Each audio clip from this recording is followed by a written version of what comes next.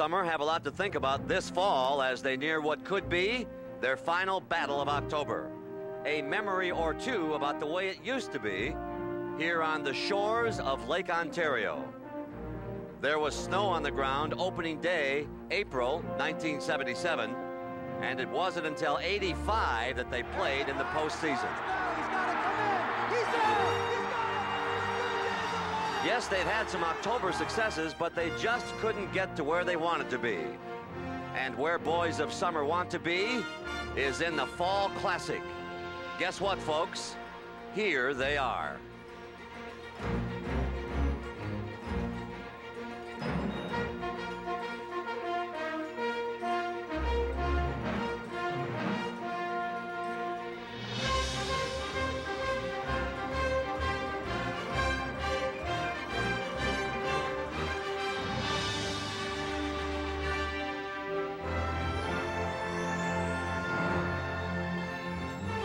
Funny how these things work out. One day everybody's doubting you.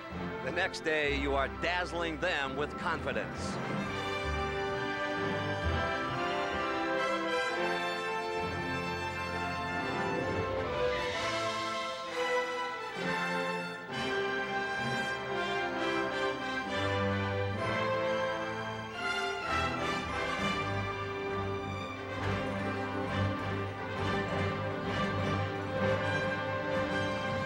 On this night in Canada, America's most prized trophy could go to the Blue Jays. And if it does, you might hear them say, it's about time.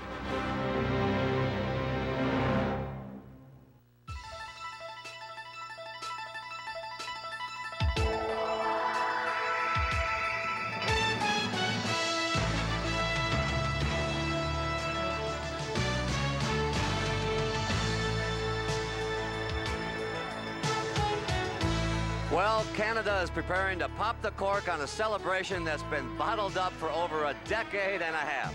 With their Blue Jays perched a game away from the World Series title, the good folks north of the border are bubbling over with confidence and pride.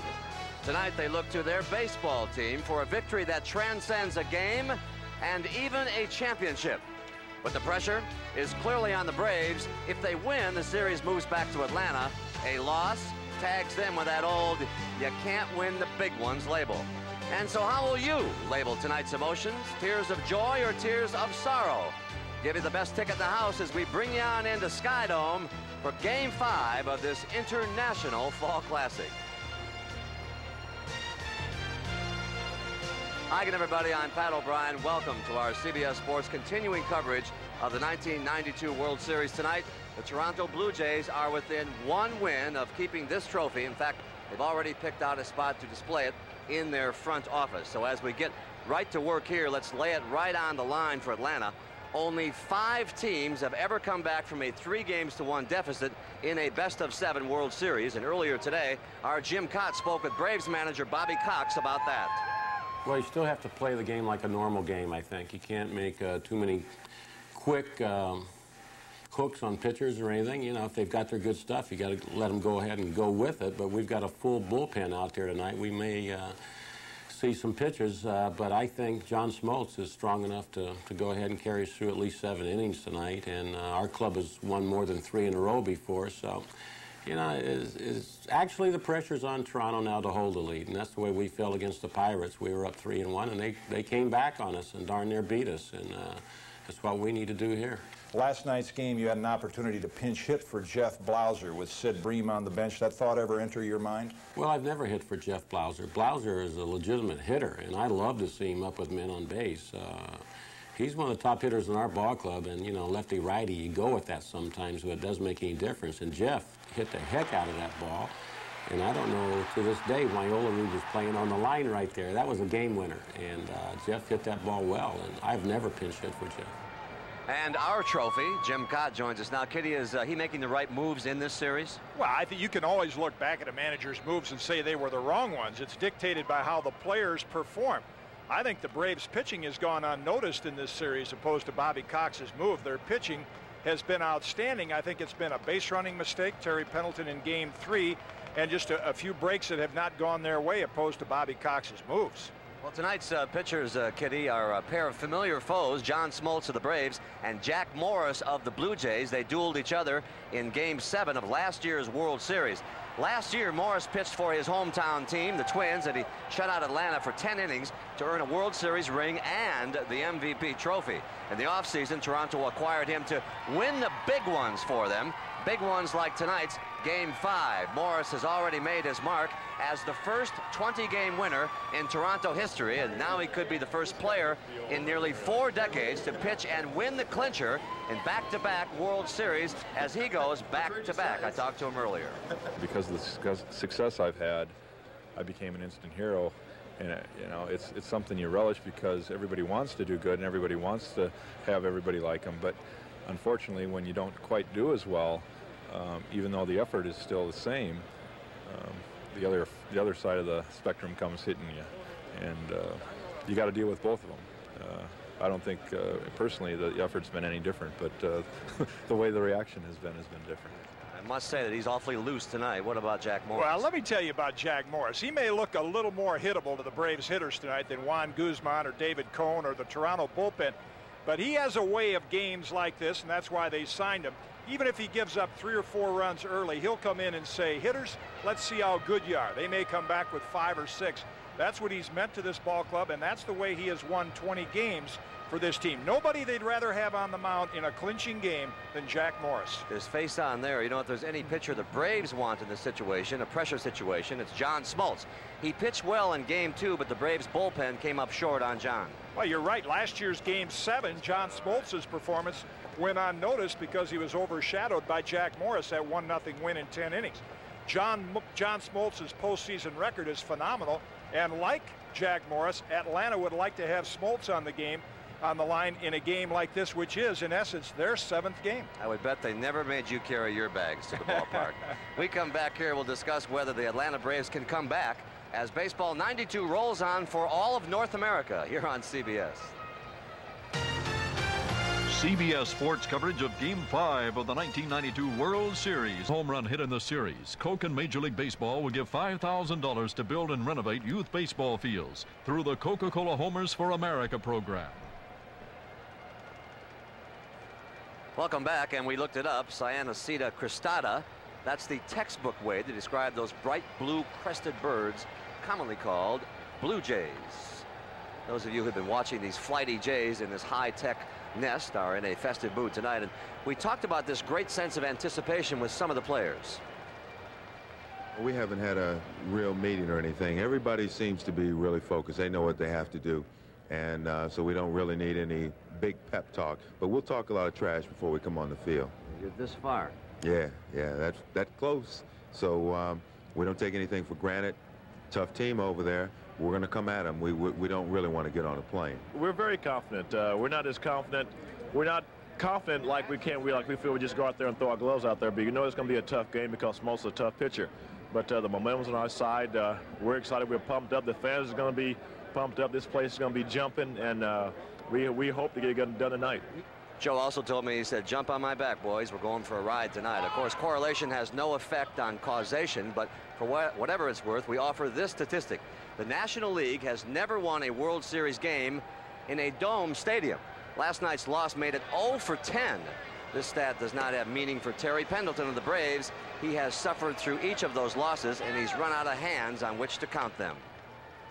I'm real disappointed right now because we haven't got, haven't gotten that big ring. But my biggest focus tonight is just go out and win. We win tonight, and it sets it up for Saturday for us. So my biggest focus is tonight. I don't want to lose tonight. Believe me. Understated indeed. What about the Braves coming back tonight? Well, you think I'm crazy, right? But I think if the Braves can win Game 5 and go back to Atlanta, they're in pretty good shape because they have Steve Avery and Tom Glavine, 2 guys that could close the deal for them. They're not as bad off as you might think if they win tonight. I don't think you're crazy. Might be some Toronto fans who think you're crazy. Kitty, a sad note in baseball today. One of the immortals passed on. Red Barber, the man who called the first televised baseball game and the first televised World Series game. The old redhead was perched in the catbird seat for 33 years. He was indeed a broadcasting pioneer. Fred taught me to take the blinders off. not to concentrate on just baseball, because words were our tools, words were weapons, words were paintbrushes. Barber and Mel Allen were the first Ford Frick Award winners, tantamount to the induction in the Hall of Fame. You're not going to have any friends with the newspapermen. I said, why? He said, because you're going to make them go to work. Because you're giving out every detail, pitch by pitch. They can't just sit up and write now that the Reds won yesterday over the Phillies 2-1. They're going to have to start writing. They're going to have to go to the clubhouse. They're going to have to interview ball players. You're going to make them go to work, and they're not going to like you. One of the great voices of baseball has fallen silent. Red Barber was 84. With Game 4 last night, we decided to go read them hot off the press. Toronto in the midnight hour. And here comes the Sun. Our brethren in the print media have chronicled quite a tale, and this is the banner headline that greeted all of Toronto this morning. Meantime, down in Atlanta, the printers went about their jobs with equal professionalism, if not exactly equal optimism. And we'll press on here after a word for your local station. Stay with us.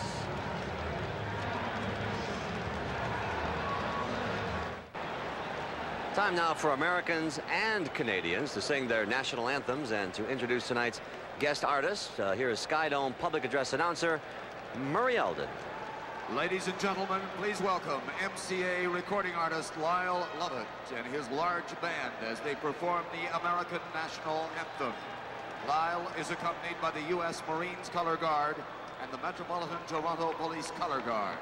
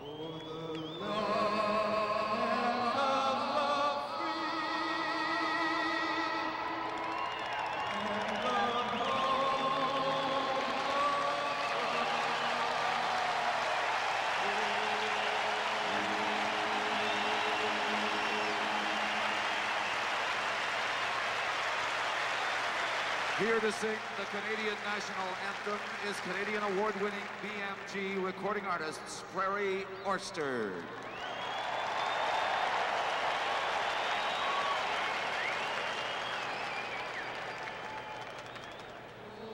Oh, Canada, our home and native land, true patriot love in all thy sons command. With glowing hearts we see right the true north strong and free.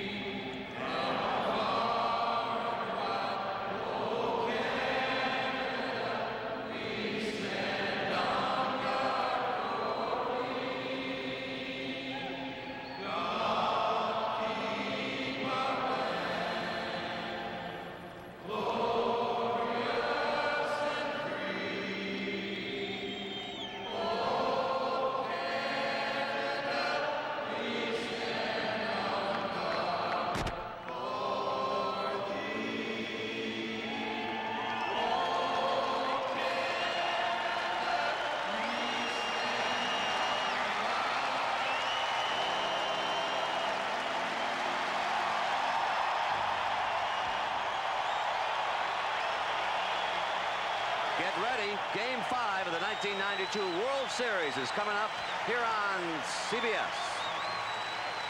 Welcome back to Skydome. You know, a couple of miles down the road here is Exhibition Stadium, where it all began for the Blue Jays 16 years ago. And now, a week before Halloween, you just know that those ghosts are begging to be set free. Sean McDonough and Tim McCarver, give us some goosebumps tonight, fellas.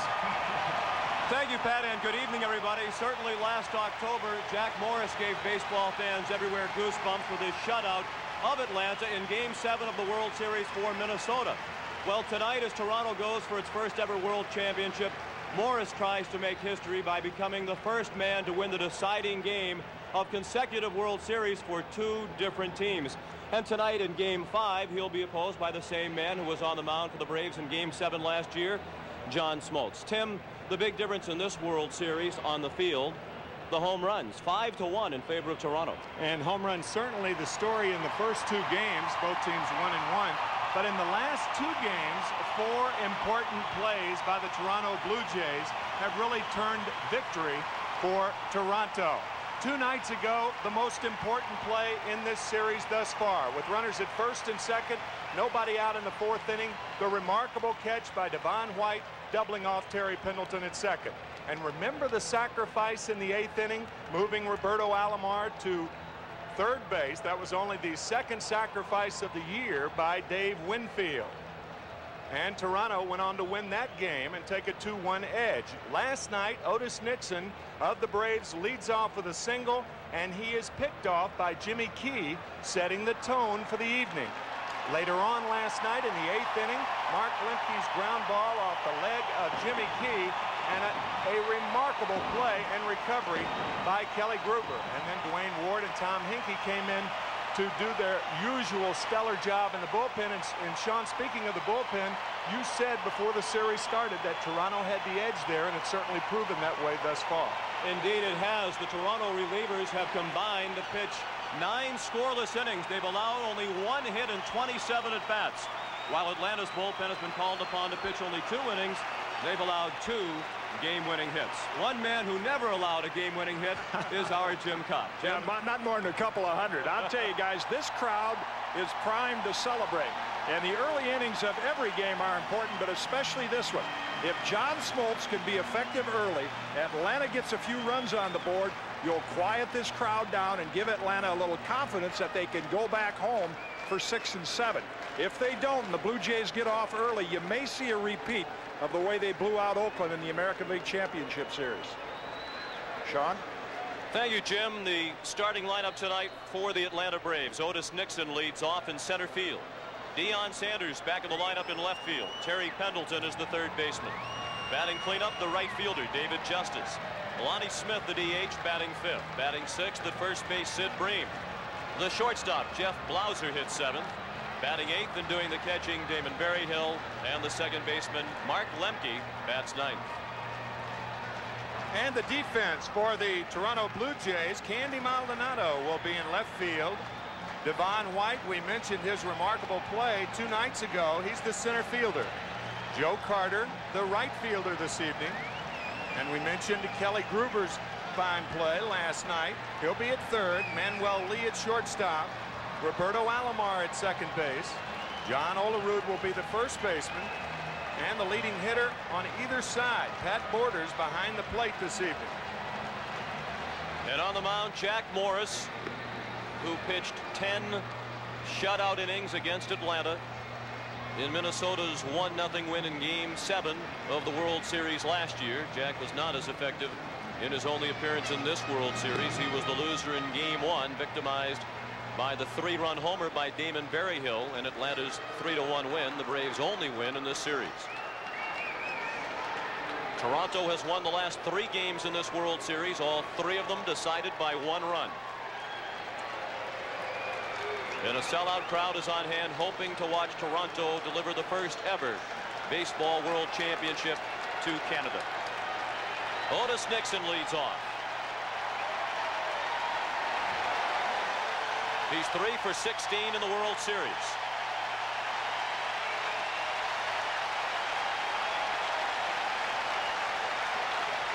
Kelly Gruber in front of the bag at third. Jack Morris with the first pitch of Game 5, slapped by Gruber at third. He was right on top of the line and still couldn't get it.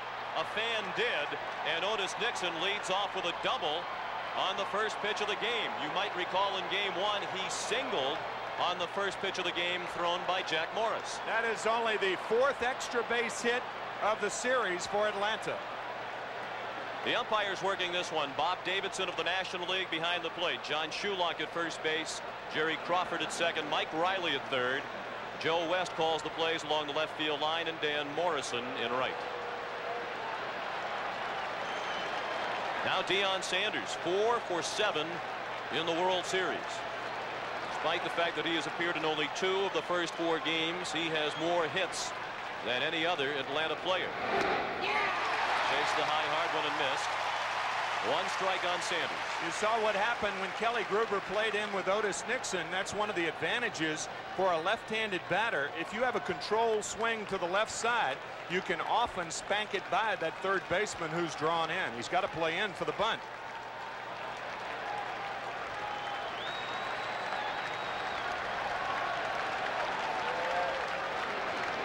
Off-speed pitch.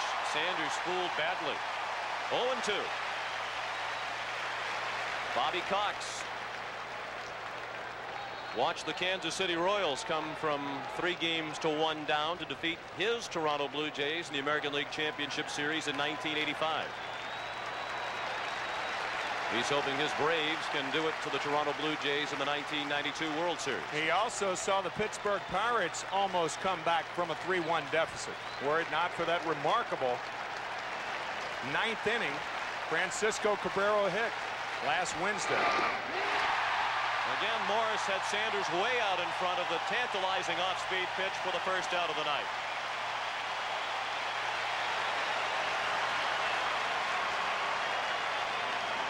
One changeup, and now the split finger that goes down. And remember, Deion Sanders did not face Jack Morris in Game 1. He was not a starter. Ron Gant was.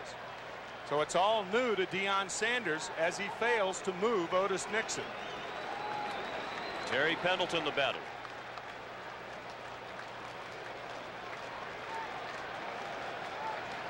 The Atlanta Braves have, throughout this series, they have had their leadoff batter on 10 times, including Nixon's double, and they have plated them 4 times. First pitch to Pendleton, a fastball for ball 1. Terry's hitting just 188. He's 3 for 16 in the series.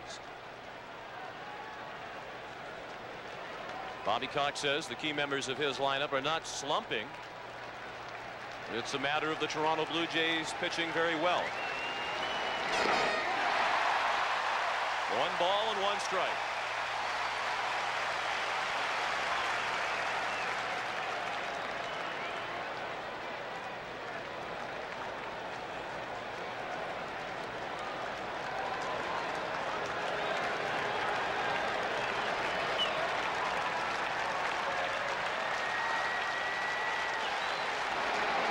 Takes off for third, and he'll steal third as the pitch was in the dirt.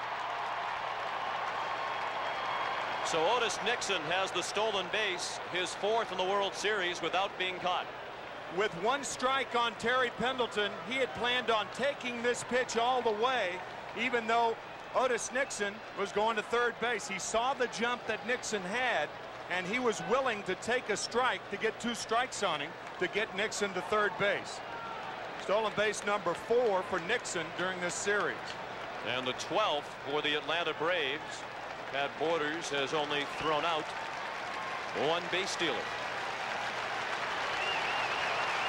He was stunned a bit by that ball in the dirt. The infield is in for Toronto. With a runner at third and 1 out in the top of the first. No score in the ball game. The 2-1 to Pendleton is fouled straight back.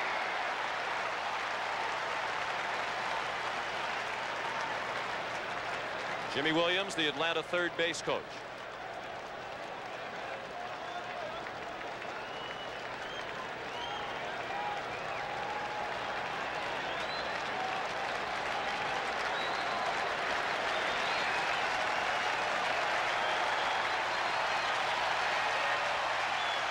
Now the 2-2 pitch.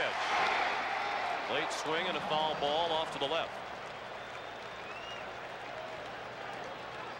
With the infield in and a runner at third and less than 2 outs, the third base coach will tell the runner, make the ball go through. But you're on your own if it's a high chopper. If you can determine that the ball is going to be chopped high, then you're on your own to try to score. Another 2-2 to Pendleton. High and away. You saw David Justice on deck.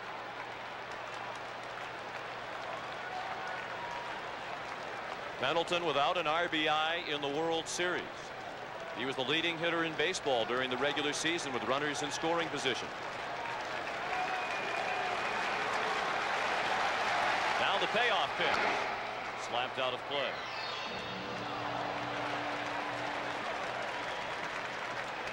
Certainly the Toronto Blue Jays have pitched very well as a staff in this series, but Jim Leland made the point in the playoffs about the need for big players to rise to the occasion in big games, and certainly in this series batters 3, 4, and 5 in the Atlanta lineup have not, including Pendleton. As a matter of fact, the 3, 4, and 5 batters for Atlanta have no extra base hits in this World Series. No series has ever had the combination 3, 4, and 5 hitters without an extra base hit. Not in 89 World Series. Another payoff pitch. Bounced down the line, fair ball, and the Braves take a 1-0 lead. Pendleton on his way to second, and he is there safely with the second double of the inning. And that erases that little note, doesn't it?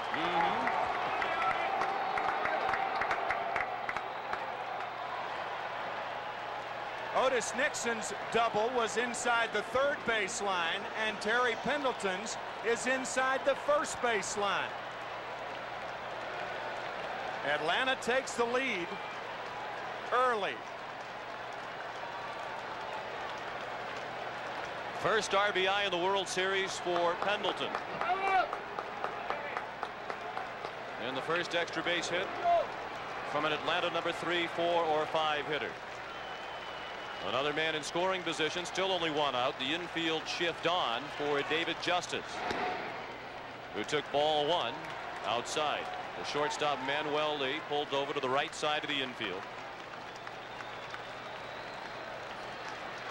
Justice 2 for 12 in the series.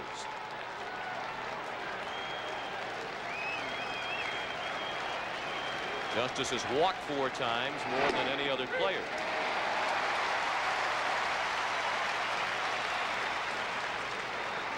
Look at the earned run average of Jack Morris in the first inning. So Jack has a tough time getting on track, and that has proven to be the case here in the first, with Pendleton at second and 1 out.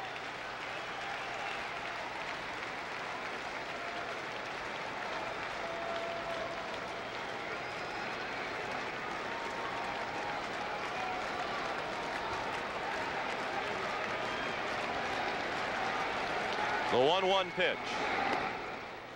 Missed low as again Morris changed speeds. 2 balls and a strike. Cito Gaston was remarkably relaxed before the game as we visited with him in his office.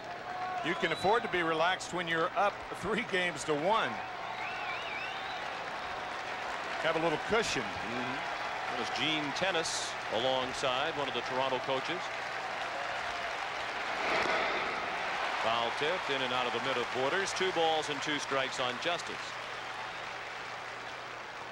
It happens every 10 years for Gene Tennis.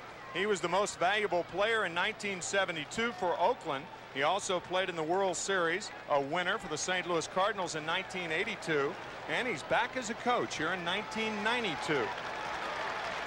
1972, Johnny Bench said the Cincinnati Reds didn't even have a scouting report for Gene Tennis. He was such an obscure player, but he was forced into action and hit home runs in his first 2 at-bats, the only player in World Series history to do that. Jack Morris trying to make World Series history himself tonight.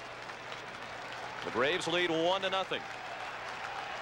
We're in the top of the first, and Justice strikes out on the fastball.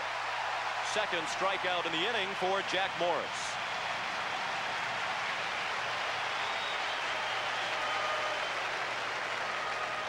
This is a fastball over the outside part of the plate, and that's what happens to the hitters when you start looking for that splitter. What would normally be a hittable fastball becomes much faster because you're looking for a slower pitch. He just blew that ball right by Justice. Lonnie Smith, the DH again tonight. 1 for 8 in the series. Fastball high and tight. So again tonight, Ron Gant is the odd man out of the Atlanta starting lineup, with the right-handed Jack Morris on the mound. Pendleton at second with 2 down. 1 run in here in the first for Atlanta, and that was by Nixon and Pendleton. There's a fly ball, pretty well hit, but room for Carter in right center. That ends the inning. The Braves get 1 off Jack Morris in the first. After half an inning, Atlanta 1 and Toronto coming up. Center fielder Devon White leads off for the Toronto Blue Jays tonight. Roberto Alomar is the second baseman, batting third in right field. Joe Carter. Dave Winfield is the DH, batting cleanup. John Olerud at first base bats fifth, batting sixth. In left field, Candy Maldonado. Kelly Gruber is at third base, hitting seventh. The catcher Pat Borders bats eighth and hitting ninth. The shortstop Manuel Lee. John Smoltz is 2-0 during this postseason, and for his career he is 4-0 with a 2.04 earned run average. He worked 7 1/3 innings in game 2, and last year against Jack Morris he worked 7 1/3 innings, allowing no runs. That game won by the Minnesota Twins 1-0 in 10 innings. 1-0 Atlanta as the Blue Jays bat for the first time in game 5. Devon White 4 for 17. Smoltz first pitch fouled out of play. White had 3 of those 4 hits last night, 2 singles and a double. He drove in a run.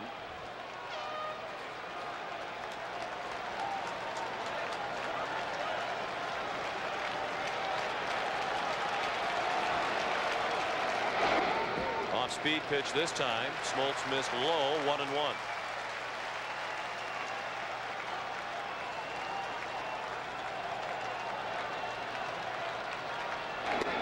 Check swing, that's on the corner, says Bob Davidson.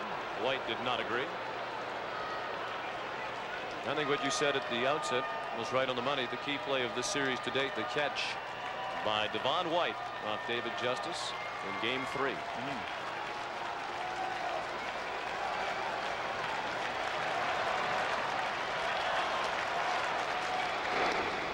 2 balls and 2 strikes. Smoltz with a perfect 4-0 record in postseason action. He's one of 8 pitchers in Major League history who are undefeated in postseason play with at least 4 wins. Lefty Gomez with the best record along those lines at 6-0.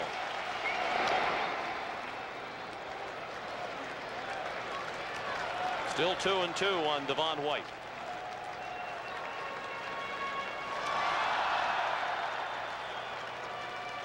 Smoltz just 25 years old. He's from Detroit.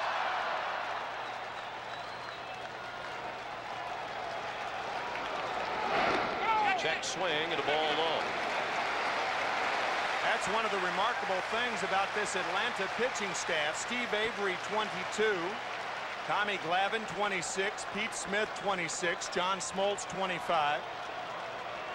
They're not only good, they're going to be good for a long time. Payoff pitch to the leadoff hitter. He blew him away with the fastball. John Smoltz, who was the National League leader in strikeouts in the regular season, strikes out the first Toronto batter of the night.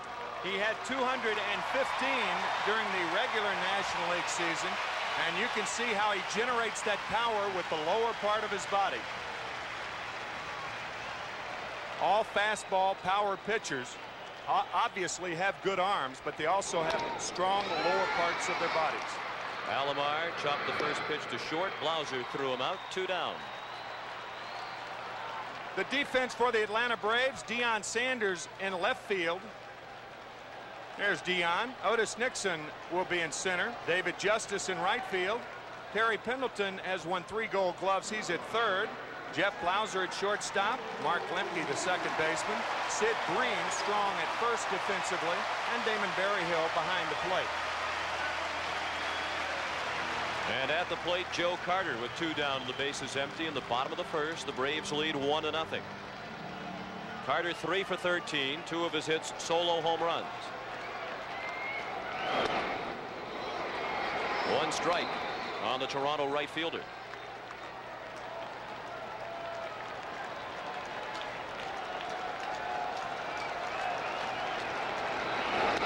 One of the things that impresses you about Atlanta's young pitching staff as well is their athleticism. Glavine, an outstanding hockey player, an excellent fielder. Smoltz was an all-state basketball player in high school at Waverly High in Lansing, Michigan. He's a 4 handicap golfer. There's Glavine. Pitched well in defeat last night. Carter pops it foul and out of play. Still 0-2. Steve Avery combined his skills offensively and as a pitcher in high school. A fine hitter. Pete Smith, a good athlete.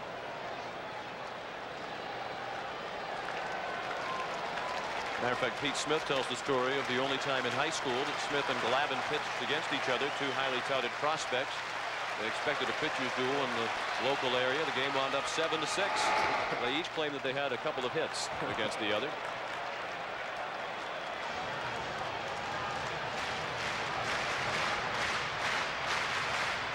.500 hitter lifetime against Smoltz is Joe Carter.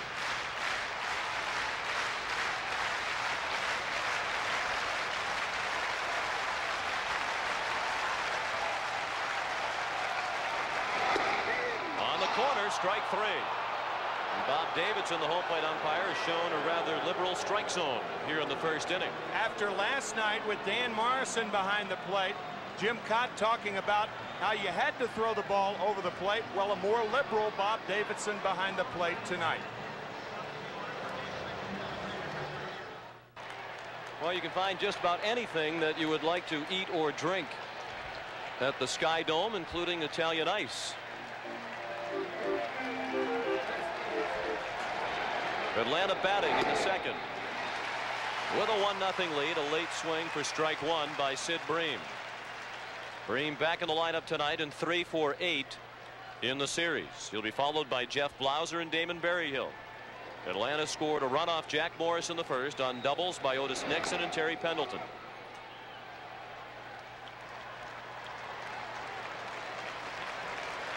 Oh, 0-2 on Sid Bream.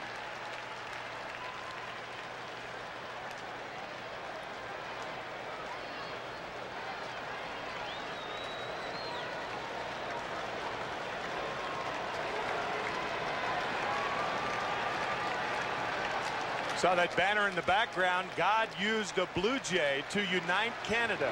It's possible. Bream into center field. It's caught by Devon White.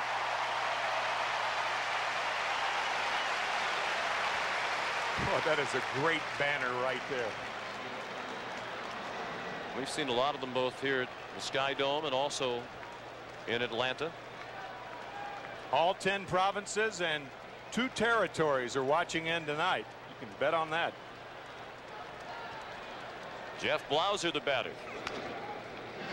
Popped out of play. 1 strike on the Atlanta shortstop, who's only 2 for 15 in the series. But despite those numbers, Bobby Cox says he never pondered pinch hitting for Jeff Blauser. In the 8th inning of last night's ball game, when he grounded out for the final out of the inning, with 2 men in scoring position, and with the Braves trailing 2-1. So I've never hit for Jeff Blauser. One of the interesting things about that at bat, he grounded out to John Olerud. Bobby Cox was saying, what was Olerud doing on the line? Cito Gaston saying because Olerud is a left-handed thrower and the glove is toward the hole, he favors the line. And there's John Olerud. By the way, that was the first time that Jeff Blauser grounded out in 3 months to first base. 3 months. So he does not hit a lot of balls on the ground to the right side. 2-2 on Blauser. Damon Berryhill on deck. 1 out in the top of the second. 1-0 Atlanta.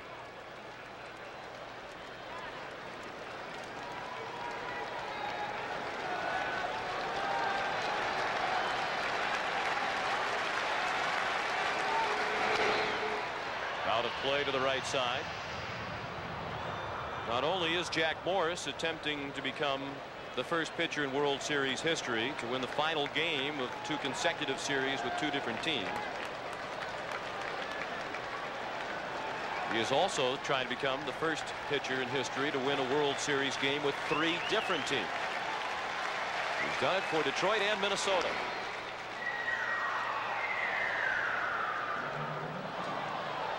Allie Reynolds, the last to win 2 consecutive clinchers. He did it in 1952 and 1953 for the Yankees. Lefty Gomez, you mentioned him earlier, 6-0 in World Series play. He did it for the Yankees in 36 and 7, and Art Neff in 21 and 22. Nobody's ever done it for 2 different teams in consecutive years.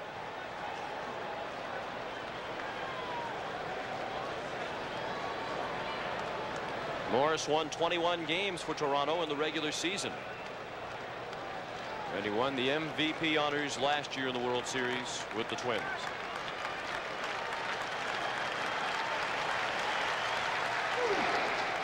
In the dirt. A full count on Blauser with 1 out and the bases empty. Catfish Hunter won the clincher for 2 different teams, but not in consecutive years. He did it for the Athletics in 1972 and then for the New York Yankees in 1978. And it's good that you said that, because people watching tonight might have been thinking, wait a minute, what about Catfish Hunter? But it wasn't in consecutive years. Blauser strikes out. 2 outs in the second, 3 strikeouts in the ball game for Jack Morris. All of the strikeouts so far for Morris has been on fastballs. You can see the 2 fingers together. When the fingers are split, the ball goes down. When the fingers are together, that's his cross seamer, and the ball stays on the same plane. That's the fastball. Off-speed pitch popped up in foul ground by Damon Berryhill. Kelly Gruber makes the play. The Braves go in order in the second. After an inning and a half in Game 5, Atlanta 1 and Toronto nothing. Sean McDonough with Tim McCarver, our producer. Bob Dekas, our director. Bob Fishman, delighted to have you with us from the Sky Dome in Toronto, Game 5 of the World Series. Led by Atlanta at the moment, 1-0 as Dave Winfield steps in to begin the bottom of the second. John Smoltz worked a 1-2-3 first while striking out 2. Winfield takes a fastball for a strike. He's 3 for 13 in the series. He's still looking for his first ever World Series extra base hit.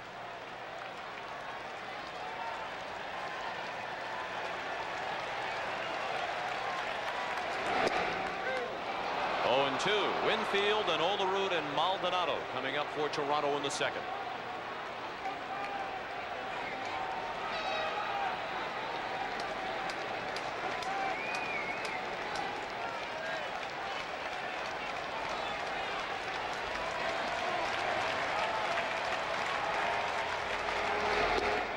Check swing at a breaking ball.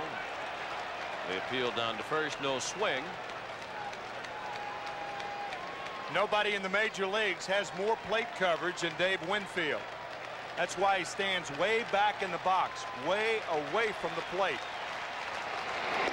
At 6'6" with long arms, he can go out and handle that outside pitch, even though he is a long way from the plate.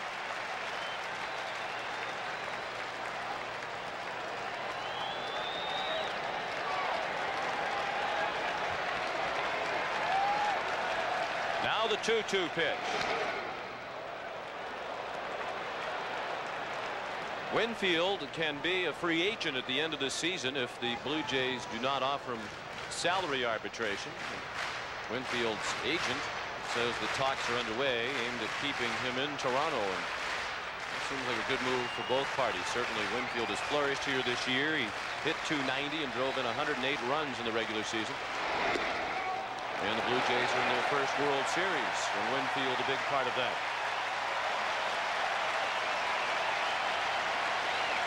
The full count now as Smoltz works to Winfield.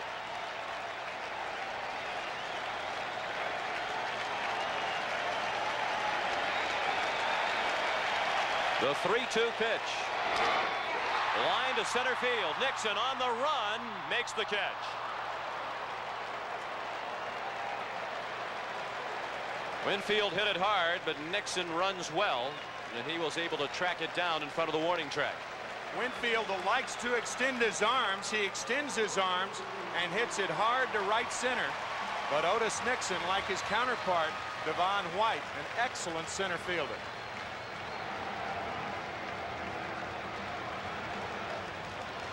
Now John Olerud. Fastball missed for ball one. Olerud 2 for 10 in the series.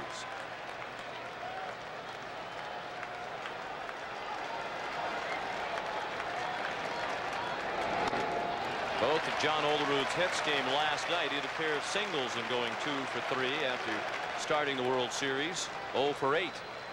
We mentioned last night that John Olerud has a quiet bat. The one thing that the hitting instructor, Larry Heisel, has done with Olerud, he's talked him into moving his fingers. You see that left hand? Almost like he's playing a flute. Interestingly, Ernie Banks used to have that same finger movement on the bats. It relaxes the hands, and it gives him a triggering mechanism. A lot of times, if your bat is too quiet, the ball's on top of you too quickly. But if you're wiggling those fingers, relaxing the fingers, it allows you to trigger very quickly. Fastball in for a strike. And interestingly, Ernie Banks is in attendance at the World Series. He spent about a half an hour chatting with Cito Gaston after Game 3 here at the Sky Dome on Tuesday night. 3-1 pitch, and now the count is full.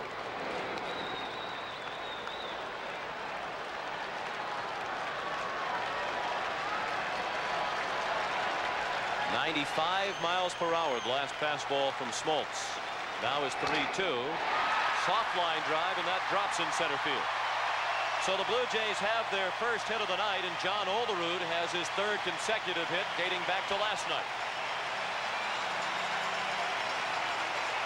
In Game 3, with Jeff Reardon on the mound, the count, no balls and 2 strikes to Candy Maldonado, and the base is loaded. And a drive over the head of Otis Nixon wins it for Toronto. And they go up 2-1, and they win last night. And they need one more victory to win their first World Championship ever. And that hit, the only hit in this series for Maldonado. He's 1 for 11. Tying run at first for Toronto with 1 out in the bottom of the second. The Braves lead 1-0. Smoltz misses low and away. Olerud is not a very good runner at first, and Bream is playing a little bit behind him.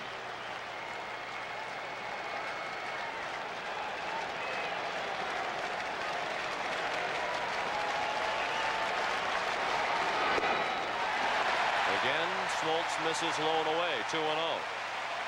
Rich Hacker is the Blue Jays' third base coach.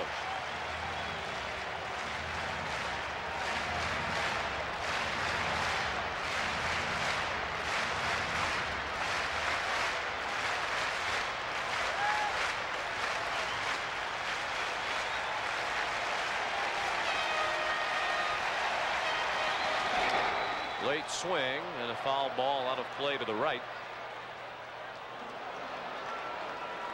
When you hit a 2-0 pitch the other way, that means you do have a tendency to hit the ball the other way. And sure enough, Maldonado is not strictly a pull hitter. You can see that his hits are distributed rather fairly the other way also. Foul tipped into the mid of Berryhill. 2-2. And certainly the Atlanta outfield defense has the chart you just saw in mind, as Otis Nixon in center field is shading right, and Justice in right field is a couple of steps toward the line.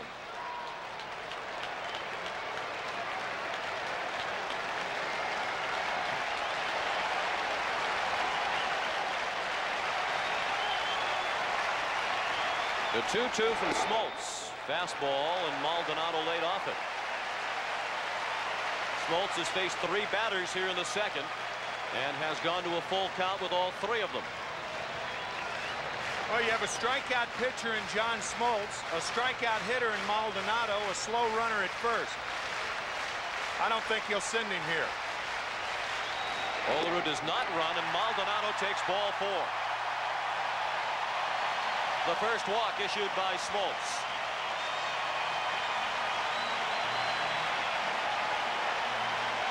First and second with 1 out.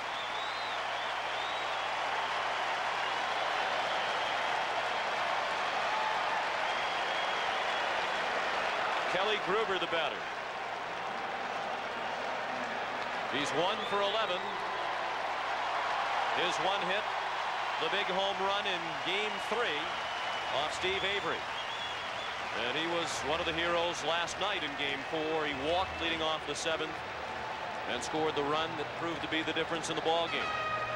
Suffered that cut that you saw on his chin while scoring the winning run, sliding head first into home. He was dazed for a while. He didn't remember the play made in the field the next inning on the ball hit by Lemke.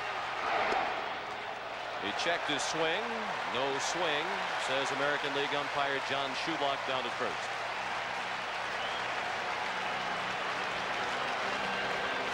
John Olerud, the runner at second. Candy Maldonado at first. With 1 out in the second, Atlanta leads 1-0.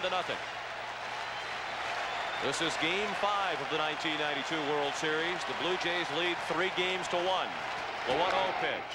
Hop foul, straight back and out of play. With Toronto up 1-0 last night, 7th inning, Kelly Gruber scores the second run, and that proved to be the winning run. Atlanta coming up with 1 run in the 8th inning. Kelly Gruber had walked to lead off the bottom of the 7th. Throw to second. Safe, and just barely is John Olerud. Lemke moved in behind Olerud undetected, and if the throw were a bit better, they had him. Bit better meaning down. That throw was high like a lot of Smoltz's pitches. Had that throw been down, Lemke would have applied the tag. You see how far he had to go, and that allowed Olerud to get back in safely.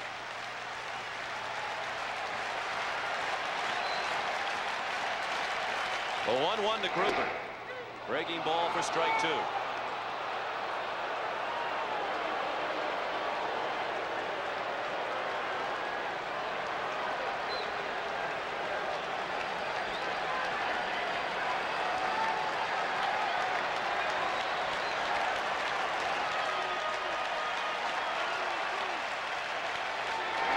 Struck him out with the breaking ball. That's the second out of the inning and the 3rd strikeout already for John Smoltz. He started Gruber off with a slider, and he finishes him off with the slider.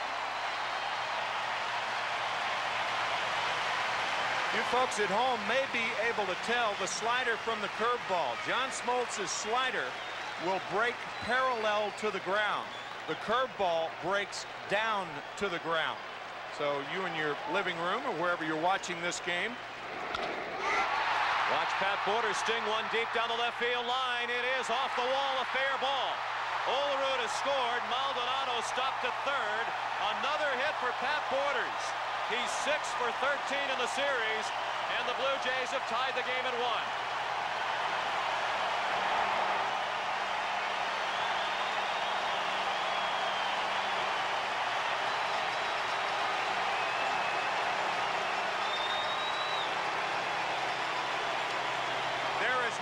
To hit this pitch unless you're looking for it. You see how far John Smoltz missed with that fastball. Berryhill setting up outside, and the pitch was inside. A 1-1 ball game that hits even at 2 apiece. The RBI, the second of the World Series for Borders. He has to be a leading candidate for MVP honors in this World Series, should Toronto go on and win it. Manuel Lee took a strike. He's up with 2 outs and runners at 2nd and 3rd. He's just 1 for 12 in the World Series.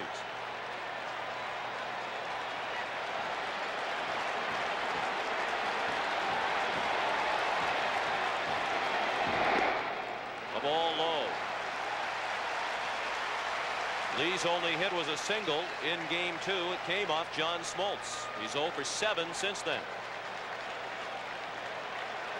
Batting from his stronger side of the plate. He fared much better from the left during the '92 regular season. 2 hits and a walk off Smoltz in the inning. Lee lines to third. Solidly struck, but into the mid of Pendleton to end the inning. After 2 in Game 5 of the World Series, the Braves and Blue Jays tied at 1. Far, Damon Berryhill moves his glove on the pitch to Pat Borders. I mean, John Smoltz missed with that fastball a lot, and he paid for it. As a result, the game tied at 1 as the Braves bat in the 3rd. Number 9 hitter Mark Lemke, 2 for 13 in the series.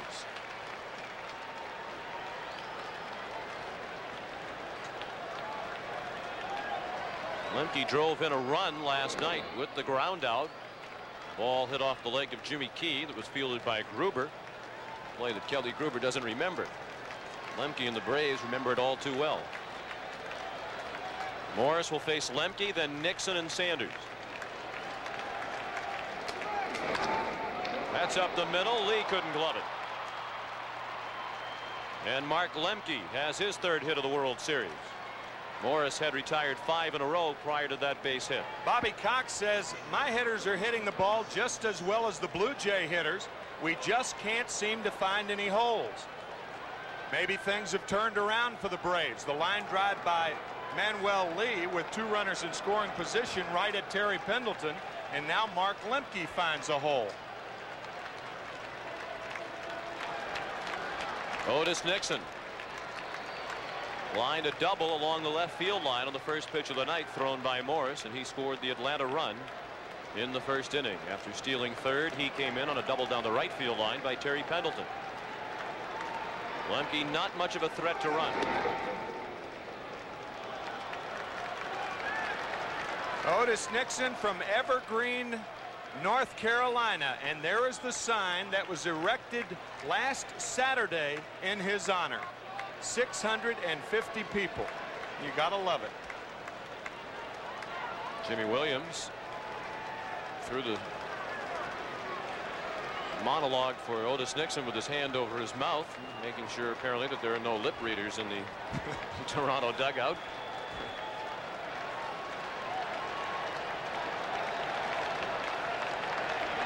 One and 0 the count. Morris has given up 3 hits now through 2 innings plus.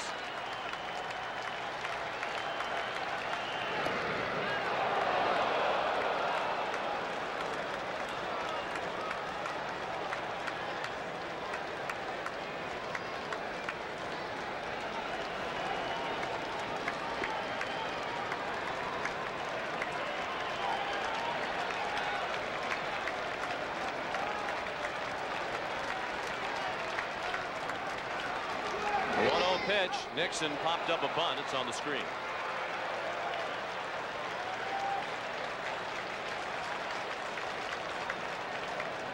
With Nixon, it's either or. With a runner on first base and nobody out, when he puts a bunt down, it is not necessarily a sacrifice because of his speed. I think he tried to take that one with him, bunting it to the right side of the infield, taking advantage of John Olerud holding Lemke on at first base.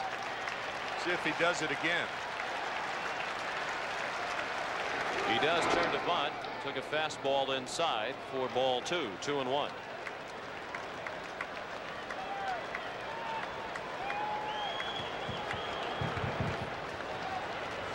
Jimmy Williams rumored to be a candidate for the managing jobs of both expansion teams, Florida and Colorado. Although published reports yesterday indicated that Rene Latchman, a coach with the Oakland Athletics, would become the first manager of the Florida Marlins.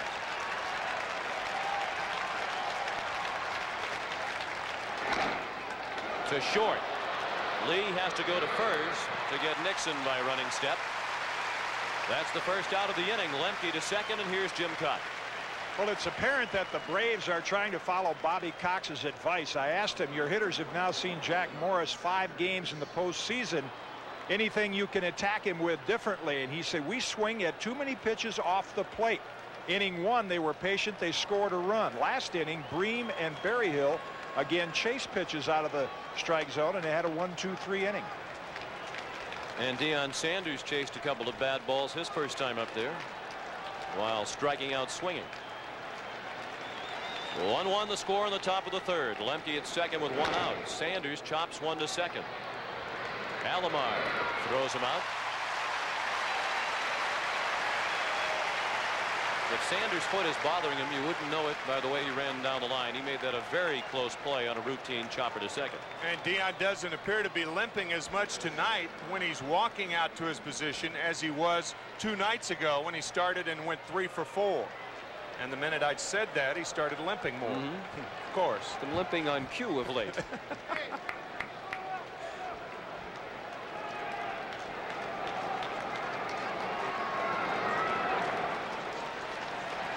Two down, a runner at third. The Braves trying to reclaim the lead in the third inning.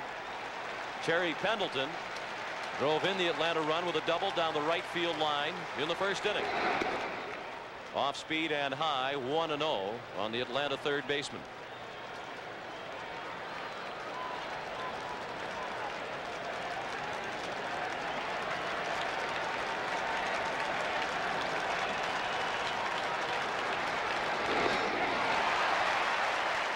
Borders kept it out in front of the plate as Pendleton missed 1-1. Jack Morris with 9 wild pitches on the season, 1 in the World Series, and a fine play by Pat Borders. We have seen Borders time and time again get in that position and keep the ball in front of him. He has just had a terrific World Series all the way around. And the postseason is grueling for all concerned with games on consecutive nights. The only off days are travel days between cities. A 1-1 to Pendleton, fouled straight back. It must be particularly grueling for the catchers, most notably Pat Borders, who caught more games than anybody else in the American League this year. 137. Tack on another 11. This is his 148th game of the year.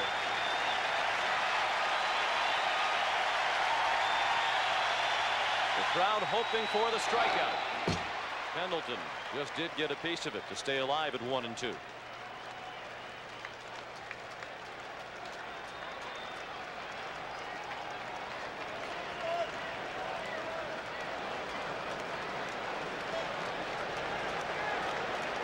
Bobby Cox told us that Terry Pendleton is one of those hitters who fares better after he's seen a pitcher a couple of times. Certainly that's true of most hitters, but Cox said it is particularly true in the case of Pendleton.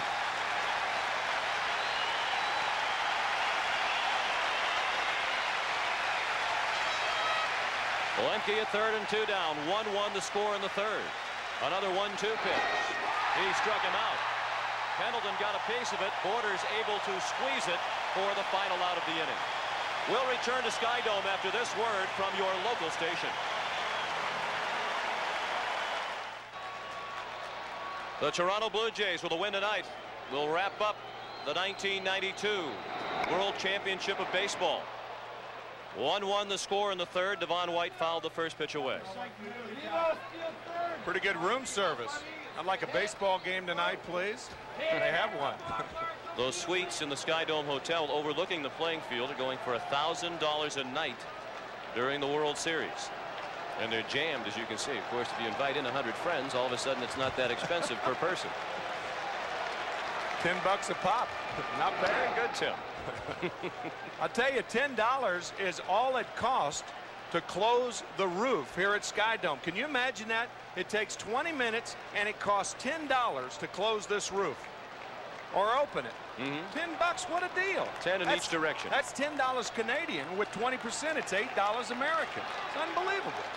What a deal.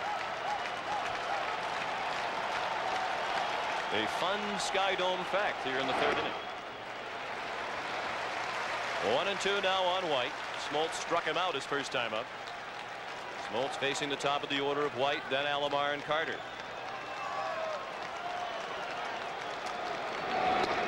Check swing and a ball high. 2-2.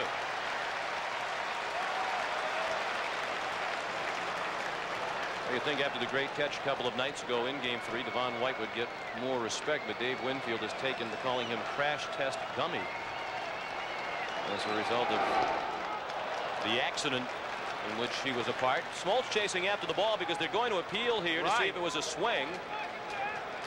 He wants Bob Davidson to appeal. Third base umpire Mike Riley has yet to call anything.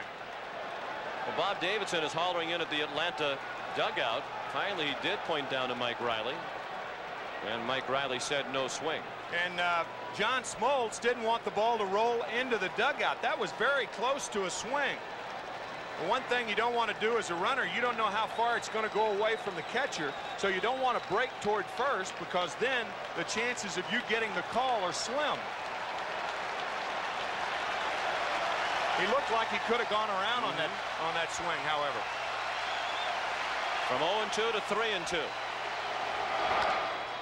White with a high fly ball, medium range center field, Otis Nixon. 1 out in the third.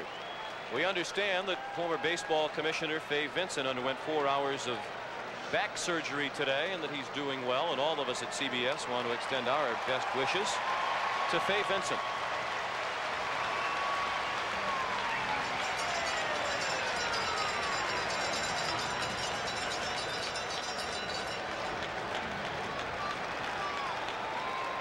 Smoltz looking in at Roberto Alomar. Robbie bounced to short his first time up. 1-1 the score in the bottom of the third. 1 out and the base is clear.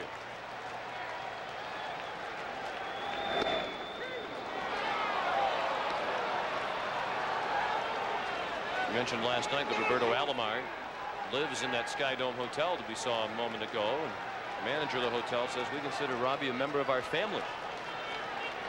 Must be a little bit more difficult for him to get around his Toronto home with all those people up at Sky Dome tonight. Robbie Alomar does not consider Bob Davidson, however, a member of his family. He's complaining about that pitch inside, and you rarely see Alomar complain this much. That was a close pitch right there. Before that fastball from Smoltz outside on a strikeout earlier, but that pitch could have had the corner. And Bob Davidson, to his everlasting credit, admitted that he missed the call on the catch by Devon White, the tag at second base that would have been the completion of the triple play. More umpires admitted their mistakes, there would be fewer prolonged arguments on the field. They don't make many, that's for sure. And the count is full now.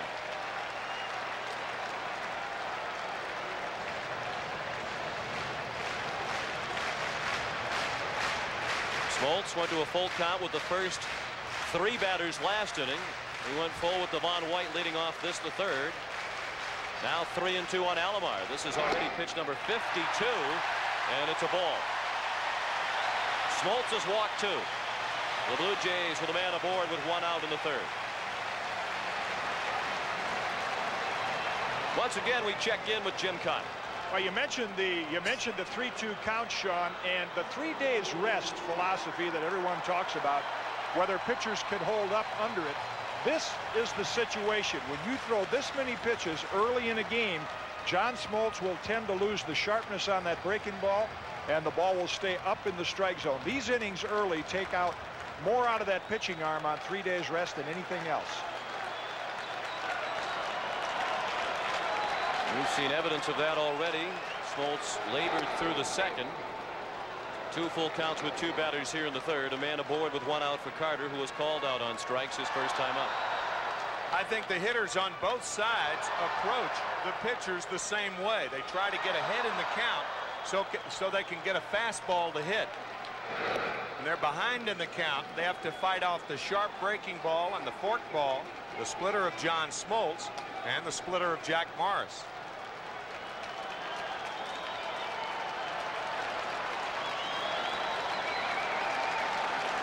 Alomar stole 49 bases during the regular season.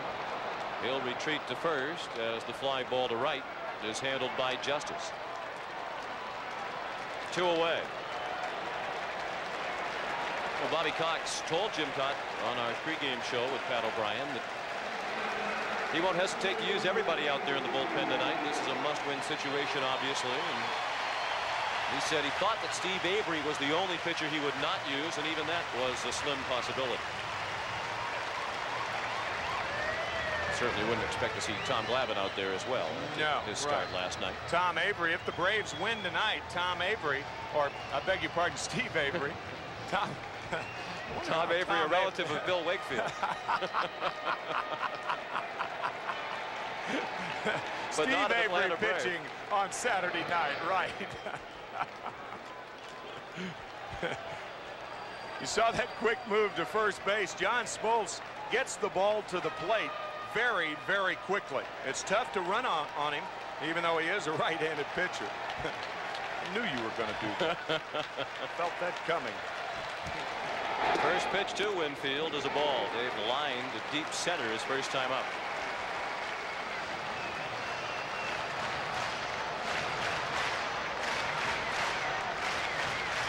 Alomar perfect 9 for 9 in the postseason. 7 for 7 in postseason play this year, including 2 for 2 in the 1992 World Series. And he is approaching the record of Ron Gant. Of course, Gant's record is still intact. He's a perfect 11 for 11, but not in the lineup tonight. 1-1 the score with 2 down in the bottom of the third. You can see that pattern that Smoltz has. Quick throws to first base, quick throws home. He is very, very difficult to read. Only 11 stolen bases this year in 18 tries against him.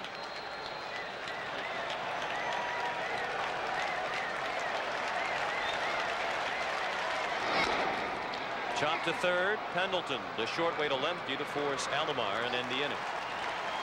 We've played 3 in Game 5 of the World Series. The Braves and Blue Jays tied at 1. Team summary is sponsored by Budweiser. The Braves scored first in the first inning. Otis Nixon doubled and Terry Pendleton doubled him in. The Toronto run in the second inning. John Olerud a single, Candy Maldonado a walk, and Pat Borders the double that knocked in Olerud. So it's 1-1 as we go to the fourth. And David Justice looked at ball 1. He struck out swinging back in the first. He'll be followed by Lonnie Smith and Sid Bream. I'll tell you, if the Braves can hang on long enough, David Justice is going to get his hits. He has been swinging the bat very well, just missing a lot of pitches. The shift on again. 3 infielders on the right. That's deep to right. No shift will take care of that one. Nearly into the second deck for David Justice. His first home run of the World Series, and Atlanta is back on top 2-1.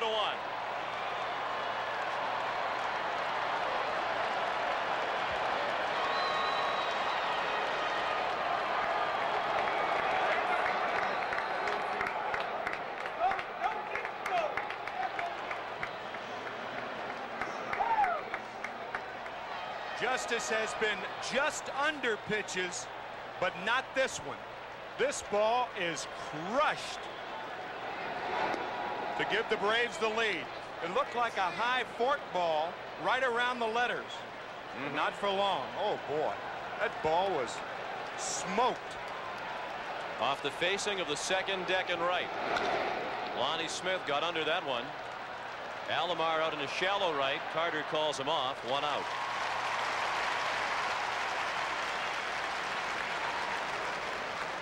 Justice had 2 home runs in the league championship series against Pittsburgh. You mentioned that Bobby Cox had pointed out he was just missing getting under them. We got all of that. So the Braves lead for the second time. They've led 1-0 and 2-1.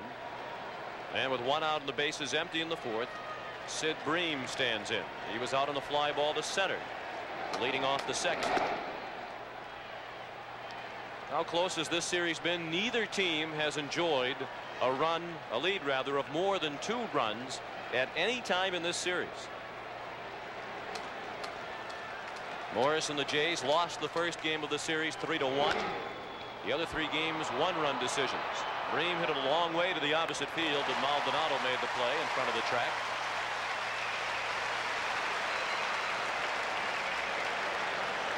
The 2 pitches to David Justice. The first pitch, a splitter low. And the second pitch gives the Braves the lead.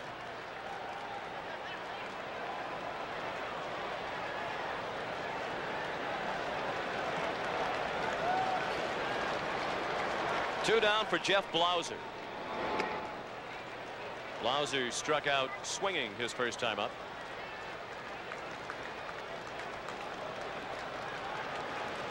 This is, by the way, only the second time in the last 75 years that a World Series has lasted 4 full games plus without either team ever having a lead of more than 2 runs.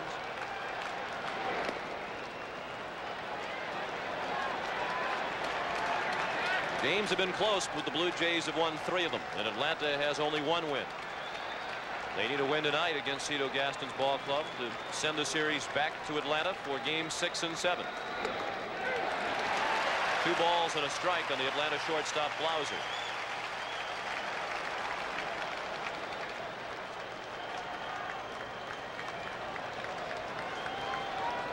The Justice homer, only the 2nd for Atlanta in the World Series.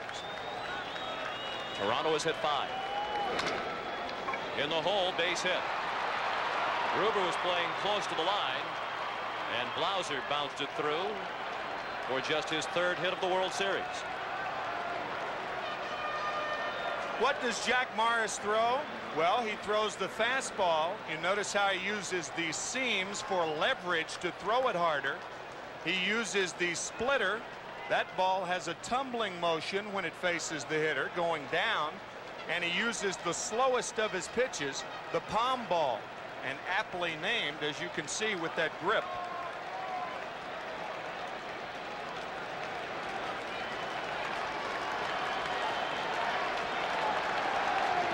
Blauser takes off on the first pitch to Berryhill. Borders throw, got it.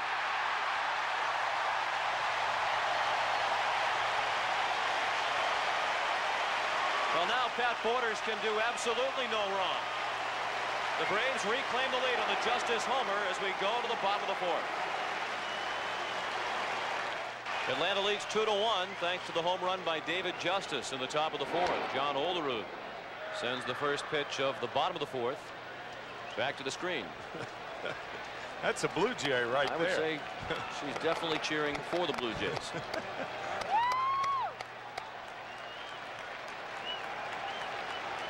Olerud, then Maldonado and Gruber. John Olerud has another hit. That's his 4th consecutive hit. He singled and scored the Toronto run back in the 2nd. That's the 3rd hit in the ball game for the Blue Jays.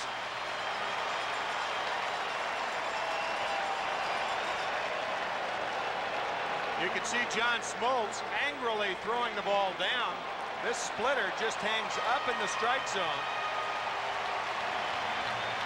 John Olerud, who has scored the only run for the Blue Jays, opens the 4th with his 2nd hit. Tandy Maldonado walked his first time up. That moved Olerud to 2nd. Olerud scored on a double by Borders. 1-0 on Maldonado.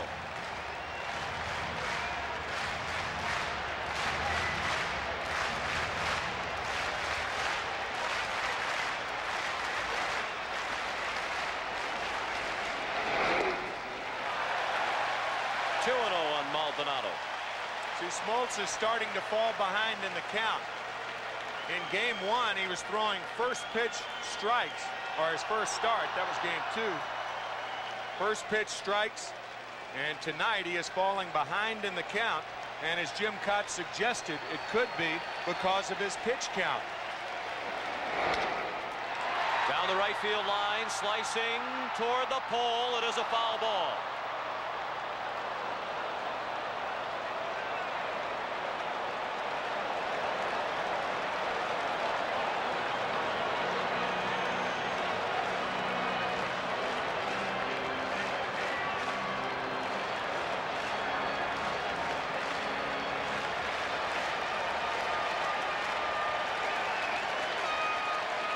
Pitching coach Leo Mazzoni chomping on the gum alongside Bobby Cox.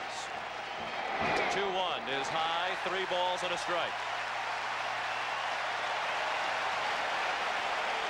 We're in the bottom of the 4th. Atlanta leads 2-1. The Braves are out hitting the Blue Jays 5-3. Maldonado at the plate with a count of 3 balls and a strike, and John Olerud is the runner at first. Again, Bream plays a little bit behind him. Kelly Gruber is on deck.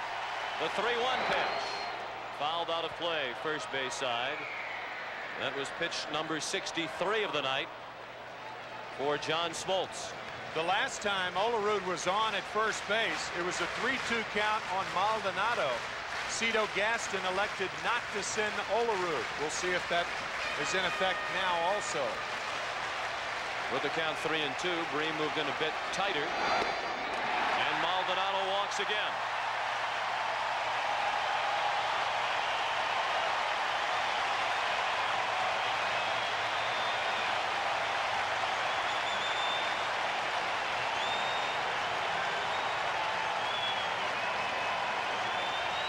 Sid Bream, Damon Berryhill, Terry Pendleton, all at the mound.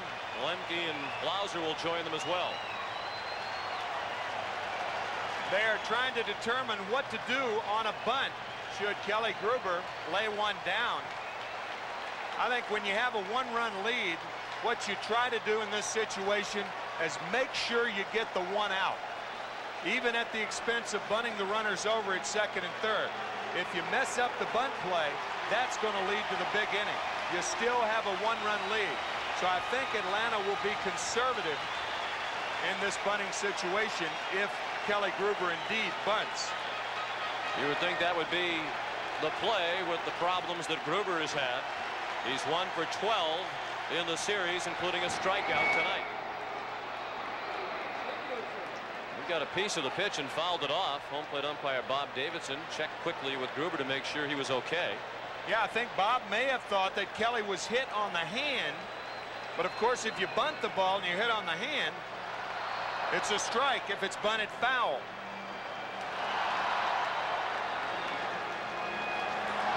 Came very close to hitting the right hand of Kelly Gruber. Gruber only sacrificed once during the regular season.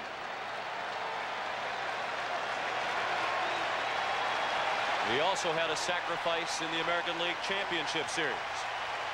The 0-1, no sign of a bunt. It's a ball low and away.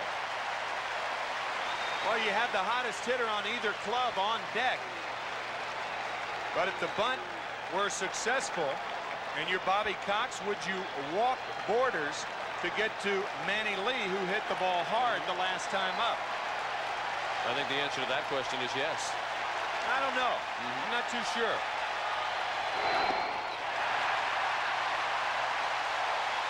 Two balls and a strike. One thing is for certain, John Smoltz is not on top of his game tonight. Pete Smith and Charlie Liebrandt warming up here in the bottom of the fourth inning. When he is on, he can dominate. But after 1, 2, 3 first inning, Smoltz has labored since. 2 men on, nobody out. The 2-1 pitch is popped up. Berryhill back to the screen. Without a play. Our cameraman had a play, as you might have heard. There's George, our cameraman, who takes all those terrific shots. He got a ball out of that. All right, George. All right. World Series ball. Now, George, be honest, did you catch it? No. Picked it up off the ground. Sure he did. He was ducking like I'd be if I were in that position. Believe us, we know. Yes, sir. Now the 2-2 pitch. Breaking ball hit high in the air and deep to left field. Sanders on the warning track makes the catch.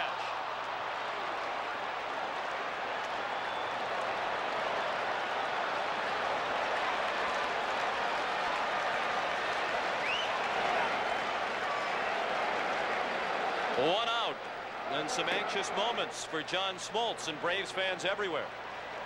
He hangs the slider right up in Gruber's wheelhouse, and Deion Sanders makes the catch 1 foot from the wall. And Leo Mazzoni, the pitching coach of the Braves, is out there to talk to John. I don't think you talk too much about mechanics during a ball game. But what Leo may be reminding John is to try to stay ahead. Remember, first pitch strikes the most important pitch in any sequence. You get a hitter in the hole, then your pitch becomes less predictable. The Braves lead 2-1. Toronto with runners at first and second and one out. In the fourth inning for Pat Borders, who drove in the Blue Jay run in the second with a double off the wall and left. It was his 6th hit in the 1992 World Series. He has now hit safely in all 11 of his games in the postseason this year, and in 13 straight postseason games dating back to last year.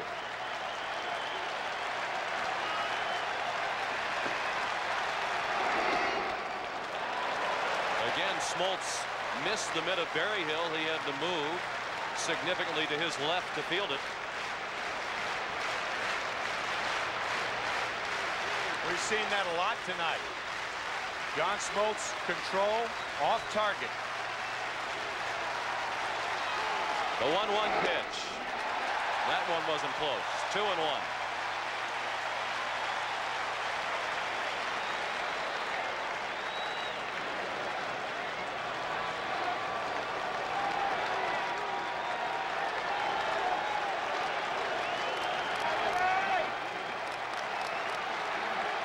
The view from the sky deck. That's the 500 level here at Sky Dome.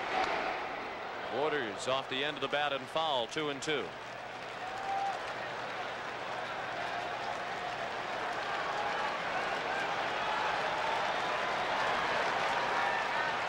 There have only been 3 longer postseason hitting streaks than the one currently enjoyed by Pat Borders. Hank Bauer 17 games, Ricky Henderson 15, Brooks Robinson 14. Smoltz to second. Olerud back safely.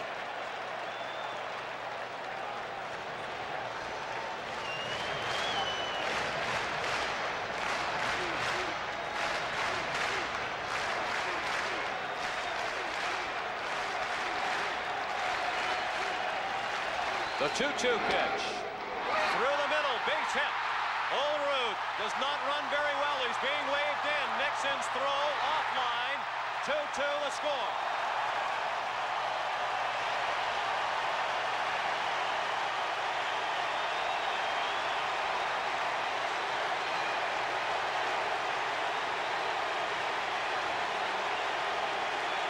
Mark Lemke was shielded from seeing the ball by John Smoltz. Watch. See, you don't see Lemke. Now you see him, and it's too late. Lemke can't pick the ball up. He breaks too late. Otherwise, that's a double play. You see the step to the left? He never picked the ball up. And the Blue Jays tie it. And Pat Borders takes another step toward possible MVP honors in the 1992 World Series. He's 2 for 2 tonight with an RBI double in the second, an RBI single here in the fourth. Borders now 7 for 14 in the World Series, coming off a league championship series in which he hit .318. The go-ahead run is at second. Borders at first. Maldonado the runner at second for the number 9 hitter, Manuel Lee, who lines sharply to the third baseman his first time up. 1-0 on Lee. It's interesting that Mark Lemke was holding Olerud on there and in ideal position to make that play had he seen the ball. But because the ball went through the legs of Smoltz, Lemke didn't get a good jump. Chop to third. Pendleton steps on the bag for one. To first. Not in time. Bream had to come off the bag to field it. Lee aboard with 2 outs on the fielder's choice. This ball is not hit hard enough for Terry Pendleton to get 2, even though Terry tries. He barely stepped on third base. He almost missed the bag. When he went to the bag, he barely touched it with the outside of his right foot.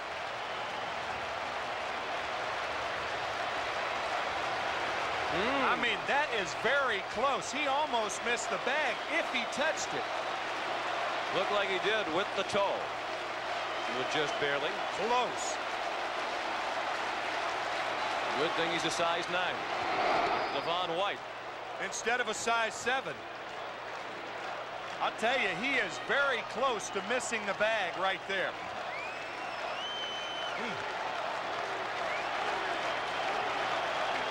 White is 0 for 2 tonight. He is struck out and flying to center. 2-2 the score on the bottom of the 4th.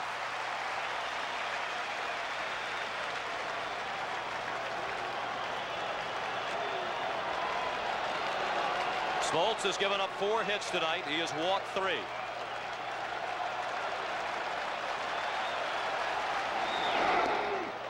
Good change of speeds. White out in front of it. 1 ball and 2 strikes.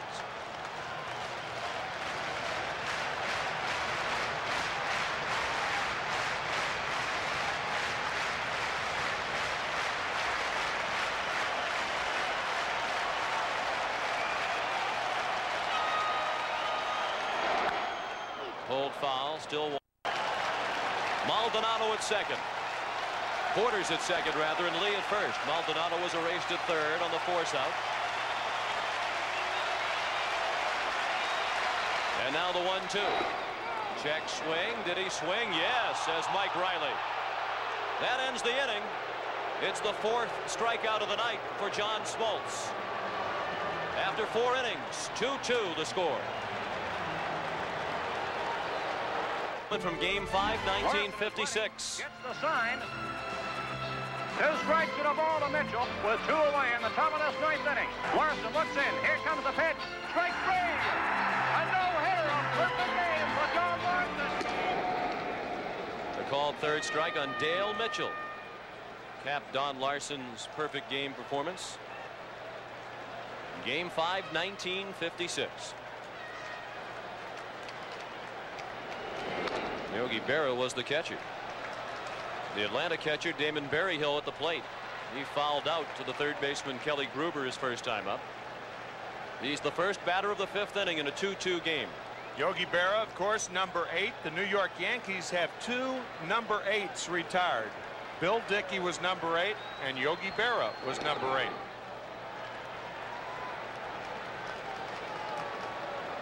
Two great catchers there. I want to know when we're going to get around to some great Tim McCarver moments from World Series gone by.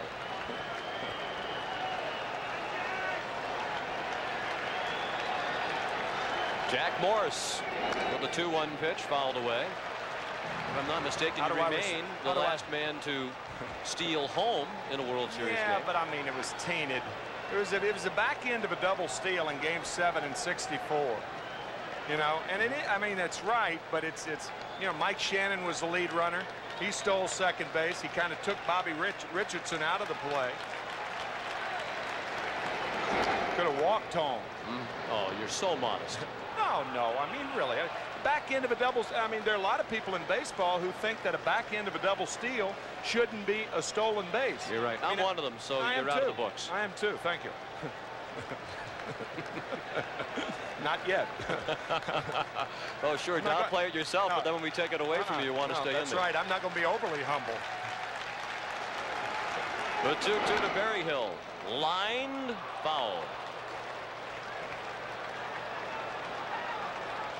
Berryhill, then Lemke in the top of the order. Nixon in the 5th inning.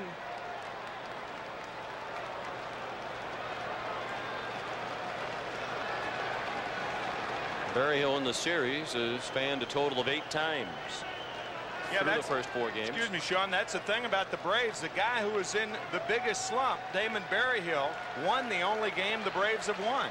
A 3-run homer in Game 1 to win it 3-1. That was off Morris, and it remains Berryhill's only hit in this series. Now he strikes out again. 1 out in the 5th. Here's Jim Cott. Guys, pitchers sit on the bench between innings and they pay attention to the rhythm of the game. And in this case, Jack Morris knows that if he can get the Braves out 1-2-3 in this inning with the stressful innings that John Smoltz has had, it gives the Toronto lineup a big advantage.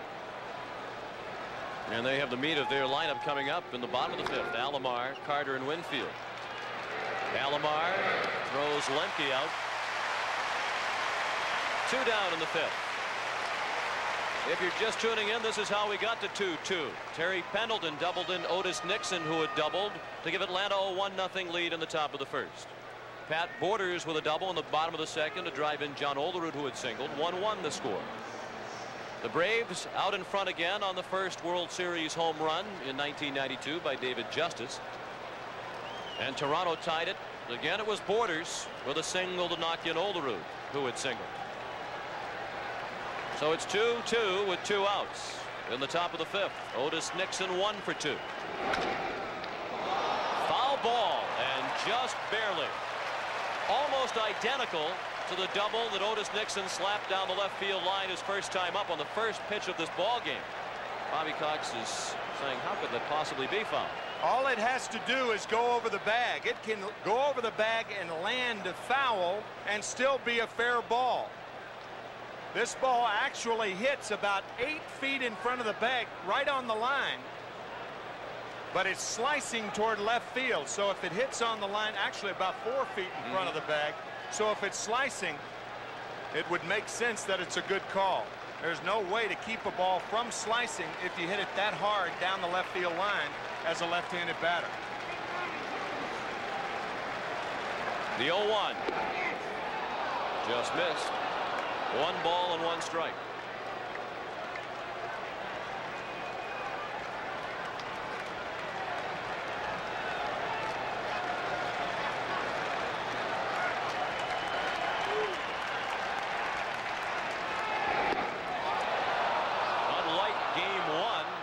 Series in which Morris walked 5. Jack has had excellent control tonight. He has not thrown a walk. Remember the palm ball? Well, that was it. A little floater, 64 miles an hour, 9 miles over the speed limit. But not in Canada. No. That's a base hit. Otis Nixon 2 for 3 tonight.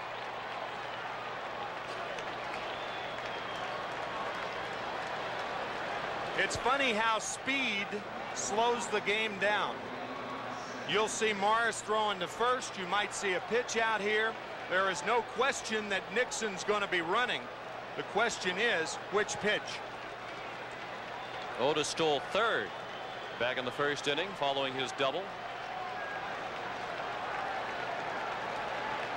Deion Sanders, the batter. He has struck out and bounced to 2nd.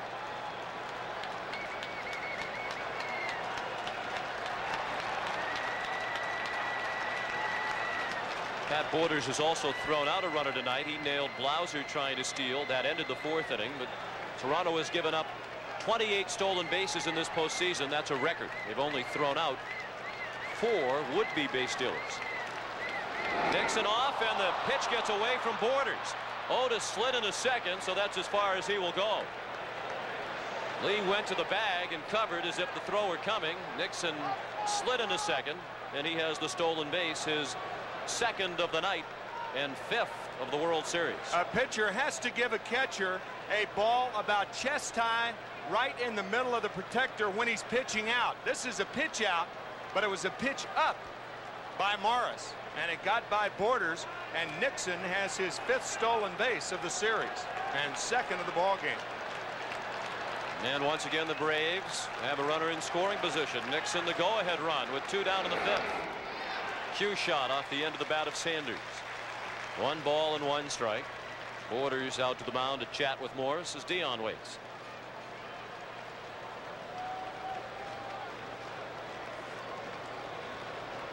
The Braves now with 13 stolen bases in this World Series. The record 18 shared by the Cubs of 07 and the Pirates of 09. And that's the most in a World Series in 80+ years. The 13 posted in this one by Atlanta. This is only game 5. Sanders to center, a hit. Charged by White. Nixon to the plate. White's throw is cut off. Olerud dropped the ball as he thought about throwing in behind Sanders. Nixon scores again. The stolen base, a big one. And the Braves reclaim the lead for the 3rd time tonight, 3-2. Morris finally gave in to Deion Sanders with a fastball, and Sanders spanks it up the middle. Nixon scoring easily. I think Devon White just wants to hit the cutoff man here, knowing full well there's no way to get Nixon. And that way Olerud can cut it off and try to throw behind Sanders at first, but he dropped the ball. And what a story Deion Sanders is in this World Series. He's now 5 for 10 with his RBI single. 1 for 3 tonight. Galen Cisco, the pitching coach at the mound, as Pat Corrales, the Atlanta first base coach, talks with Sanders. See, this is what speed on the bases does. You've got the middle infielders up there, Robbie Alomar, Manuel Lee, the catchers out there, the pitching coach, they're talking, and that's what speed does. It just absolutely confuses the defense.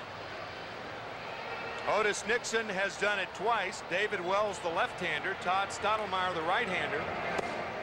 And you can look for Sanders to be running somewhere in this sequence. And you think back to the point made by Jim Cott about the importance for Morris to hold the Braves at bay in this inning because his teammates can sense that they are getting to John Smoltz, but he couldn't hold off the Braves. Terry Pendleton doubled a drive and a run in the first. He struck out in the third.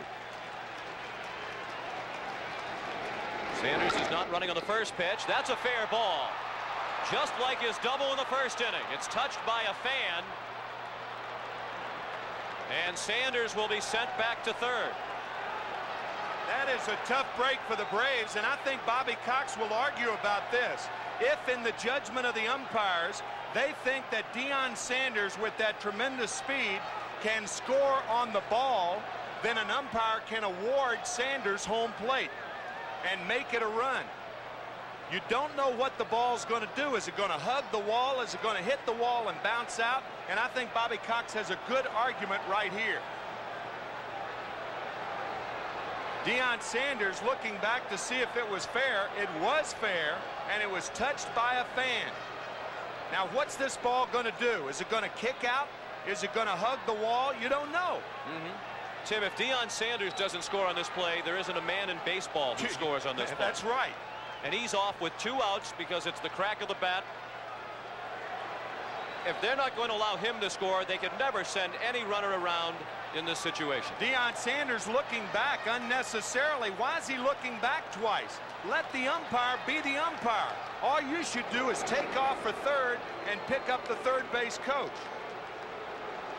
But it becomes a moot point because the umpires decided that it was going to be a double anyway. But that is a break for Toronto. You know it's going to be a double. It can do only one thing for Toronto, and that's help them. So Cito Gaston with an assist from one of the 52,000 fans in attendance. They intentionally walked David Justice to load the bases with 2 outs. And to get to the right-handed hitting Lonnie Smith. Justice hit a mammoth home run his last time up.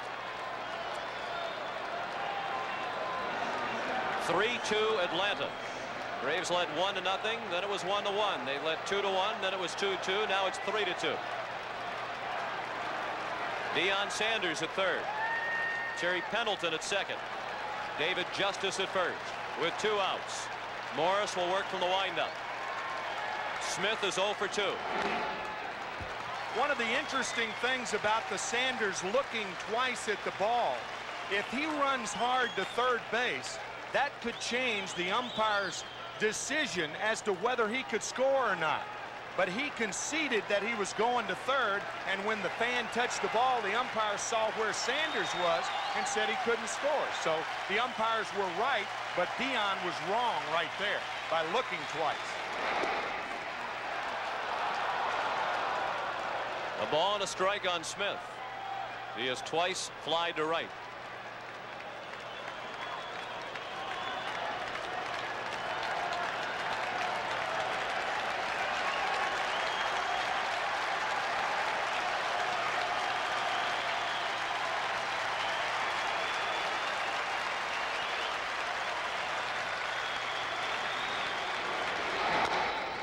Chopped down the line.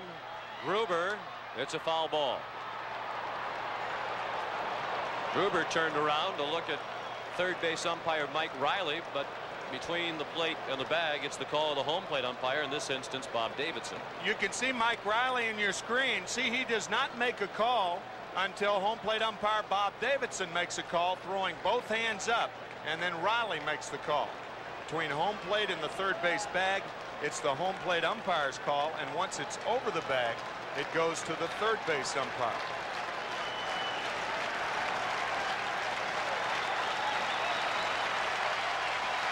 Saw a moment ago that Lonnie Smith is nearly a 300 lifetime hitter with the bases loaded. That includes 3 grand slams. Atlanta 3, Toronto 2 in the 5th inning of Game 5 of the 1992 World Series. The Blue Jays lead the series 3-1. The 1-2 pitch. Fastball, and he fought it off.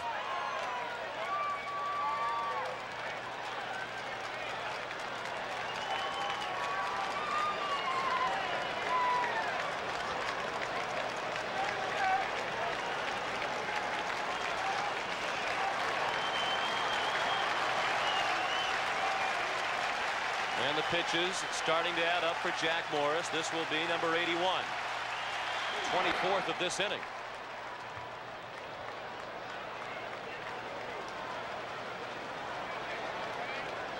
Of course, he's working with 1 day of rest more than that enjoyed by John Smoltz. Morris was the Toronto starter in Game 1. Smoltz went in Game 2 for Atlanta.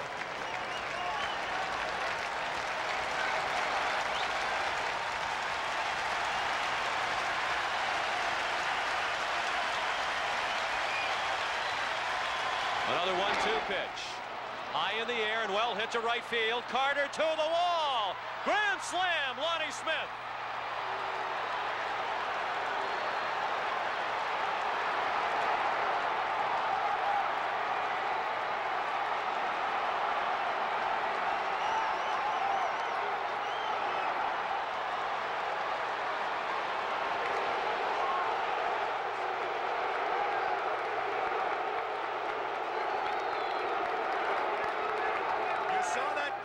Up there, 3 grand slams for Lonnie Smith, but never had he hit one in the World Series until now. A fastball away, and he takes it away and away and away.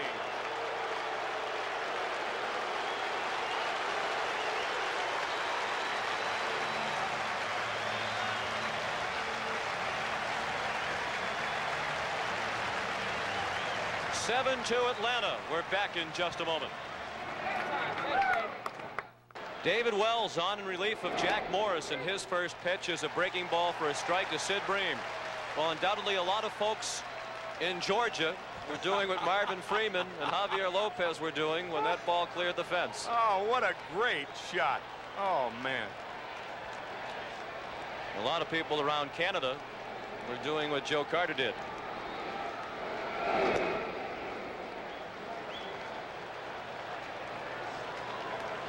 Jack Morris won 21 games for Toronto in the regular season, but he has had a miserable postseason. Bream, the 8th batter of the inning, up with 2 outs and the base is now empty. This is the first lead of more than 2 runs for either team in this World Series. And all the damage came after Morris retired the first 2 hitters in this inning.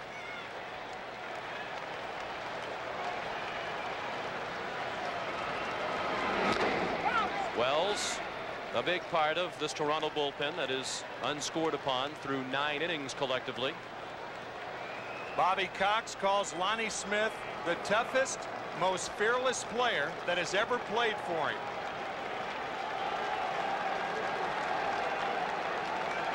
Reinforcing his stretch drive nickname as well. Yeah.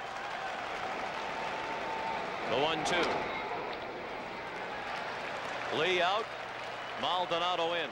The left fielder takes it. That ends the inning. 5 runs in the 5th for the Braves, highlighted by the grand slam by Lonnie Smith. Halfway through Game 5, it's a 5-run Atlanta lead.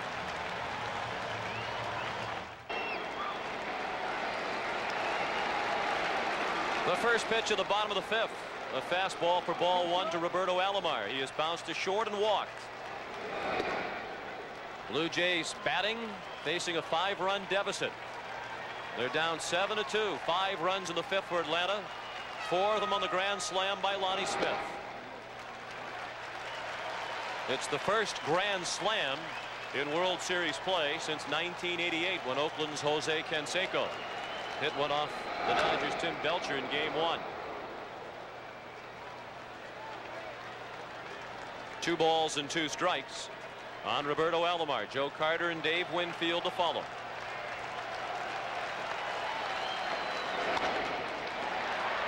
Sanders, a late start, but he's there.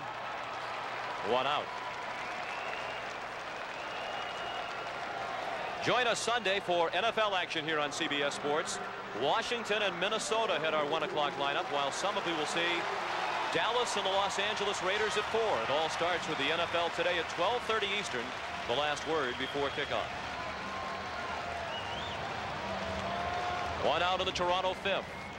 And the batter is Joe Carter, who has struck out and flied to right.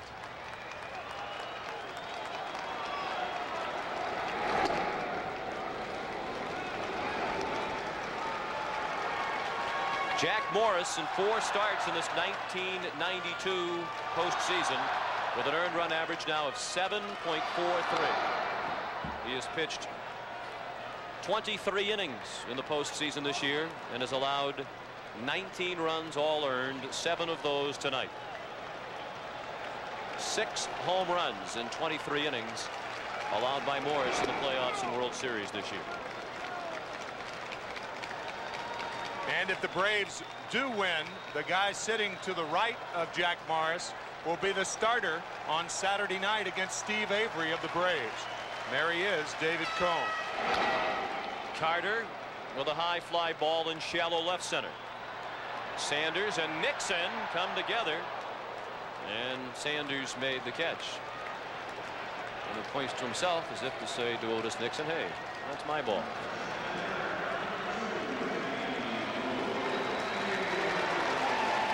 Here it is again. Otis Nixon with so much range, he is almost ranging into Sanders territory. There. But he was not at home on the Sanders range. No, he wasn't. He seemed a bit upset about it. Dave Winfield bounces one through the middle. He's 1 for 3 tonight. Toronto has its 5th hit and a 2-out base runner in the 5th inning. I think one of the things that is probably going through Bobby Cox's mind right now is if you take John Smoltz out after 5 or 6 innings, then he could be the backup pitcher in Game 7 if it goes that far.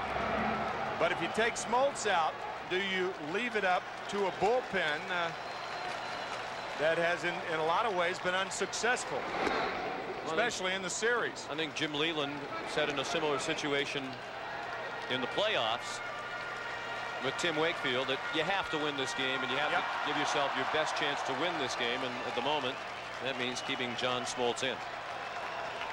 And what it is, a thought to ponder, especially with quality rested pitchers in the bullpen like Charlie Lee Brand and Pete Smith. And a guy like John Smoltz struggling as he has for the last several innings, throwing an awful lot of pitches. I wouldn't look for him to go too much past the 6th inning. Smoltz has not been able to solve Olerud tonight. Olerud has singled twice and scored twice. The next pitch will be the 95th thrown by Smoltz. This game is only in the bottom of the 5th inning. 2 balls and 2 strikes.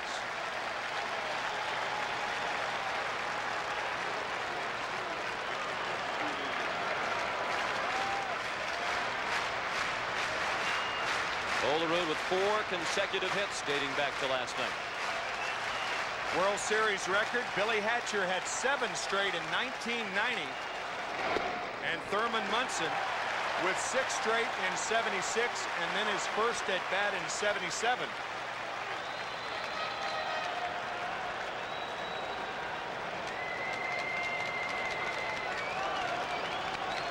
A full count with 2 outs. That means Winfield will be running from first with the pitch. And Olerud sends it out of play.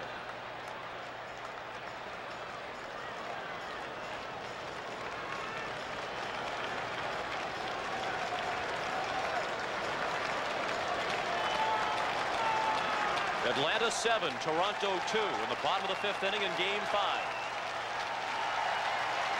Winfield off again, Olerud to left field. And Sanders will have all 3 putouts in this inning. We'll return to the Sky Dome after this word from your local station. 5th inning, Marvin Freeman, Javier Lopez celebrating the grand slam by Lonnie Smith. Freeman has the ball that accounted for 4 of the 7 Atlanta runs, and the Braves lead 7-2 as they come up in the 6th inning. Sean McDonough along with Tim McCarver, delighted to have you with us for Game 5. And even with our first one-sided game, long way to go and plenty of action again tonight. That was a great shot of Marvin Freeman when he was saying 4 runs with just 1 ball. That's a pretty good day, huh? Bargain day. Later we saw Marvin stick the ball in his jacket pocket and wrap his arms around his body as if to say, I have this ball and no one is going to take it away from me. Unless it's Lonnie Smith. That grand slam, the 16th in World Series history. Only the 3rd by a National League player. The last National League Grand Slam in World Series play back in 1964 by Ken Boyer of St. Louis. You remember that well, I'm sure. I surely do. He hit it off Al Downing, an 0-2 pitch that wrapped around the foul pole at Yankee Stadium. And the Cardinals won that game 4-3. The Yankees had scored 3 runs in the top of the 1st inning. Blauser out on the pop-up and foul ground to John Olerud, 1 down in the 6th. And you know who played a big part in that game, the game in which Boyer hit the grand slam home run? 2 relievers. One, the manager of the San Francisco Giants, Roger Craig, and the other, Ron Taylor. And Ron Taylor is now the team doctor of the Toronto Blue Jays. How about that? That's something, isn't it? Damon Berryhill was popped out in foul ground and struck out. He's facing reliever David Wells, who came on to get the final out of the 5th inning. Ron Taylor, who is the physician of the Blue Jays, also starred in the 1969 World Series victory by the New York Mets.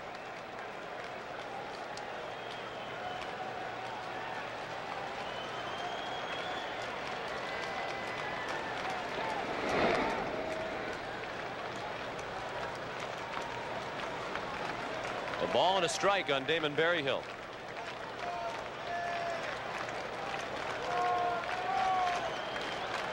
Ron Taylor, a native Canadian. Berryhill with a pop-up. That will find the seats. And for the first time in the 3 games played here at the Sky Dome, it is quiet. These people arrived here tonight hoping to see the Toronto Blue Jays wrap up their first ever World Series championship with a win in their home ballpark. There's still a chance for that, but they'll have a lot of work to do over the final innings as Atlanta leads 7-2 with 1 out and the bases empty in the 6th. And the reality of the current situation certainly on the mind of that young fan.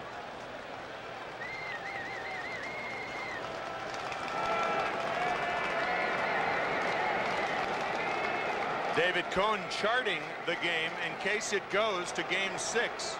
He hopes he doesn't have to use it. Broken bat. Lee couldn't get it. Berryhill has just his 2nd hit of the World Series, his 1st since the home run off Morris in the 6th inning of Game 1. He hits it off the end of the bat. It's his 1st hit as a right-handed batter, and just out of the reach of Manuel Lee.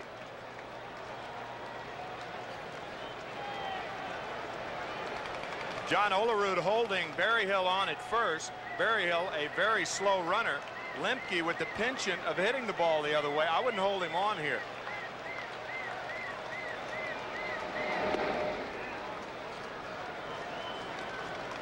Lemke went to the right side of the infield his last time up and bounced to 2nd, but in that at bat he was batting from the other side of the plate against Jack Morris.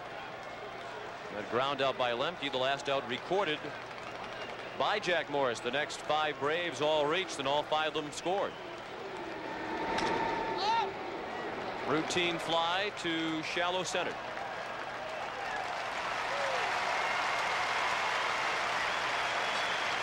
2 away in the 6th inning. And friends, we remind you that this copyrighted telecast is presented by authority of Major League Baseball and may not be reproduced or retransmitted in any form without the express written consent of Major League Baseball.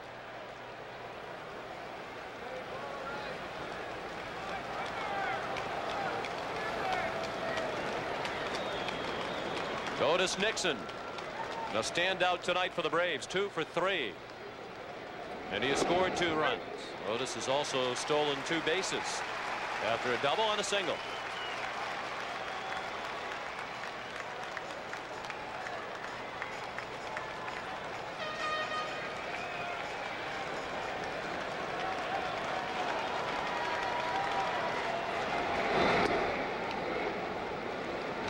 One ball and 1 strike. Nixon batting for the first time tonight from the right side of the plate. The hit off Wells by Berryhill, just the second yielded by the Toronto bullpen in this series in 10 innings combined. Olerud snares the line drive by Nixon. That one appeared to be heading for the right field corner. Nixon robbed of his 3rd hit of the night.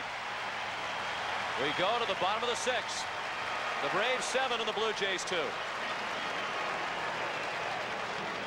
Every home run hit in the series, Coke and Major League Baseball will give $5,000 to build and renovate youth baseball fields through the Coca-Cola Homers for America program.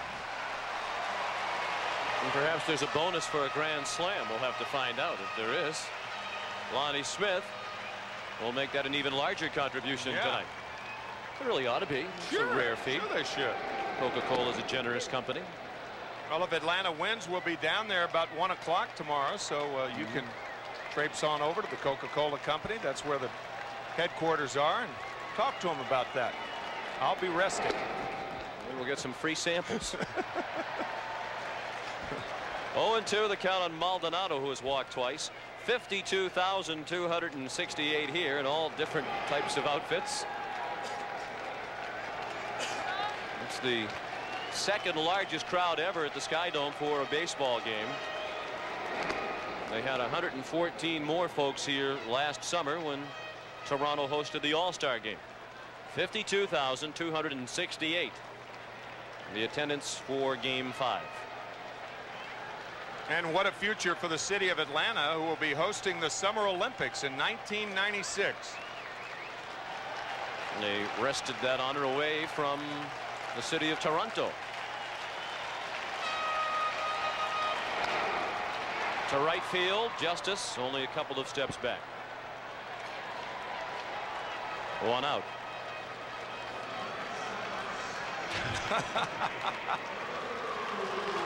We've seen Coneheads, but we don't know what we'd call him.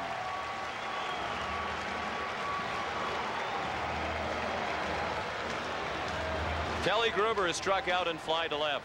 He's up with 1 out in the 6th. Atlanta leads 7-2.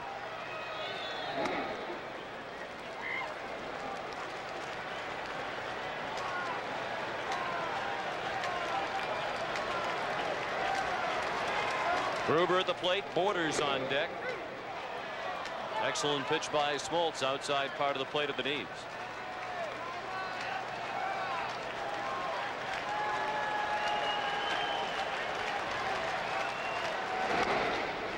Tim, as we mentioned earlier, even though John Smoltz hasn't been dominating the Blue Jay hitters tonight, good pitchers in these types of games find a way to win them even when they don't have their best stuff. No, you notice 105 pitches already, and Bobby Cox says John Smoltz is the type of guy, and he told us this, that he could pitch a 9-inning game and throw 160 or 190 pitches. Although I don't think Bobby Cox would want him to do that. No, but he was talking about how strong he is, and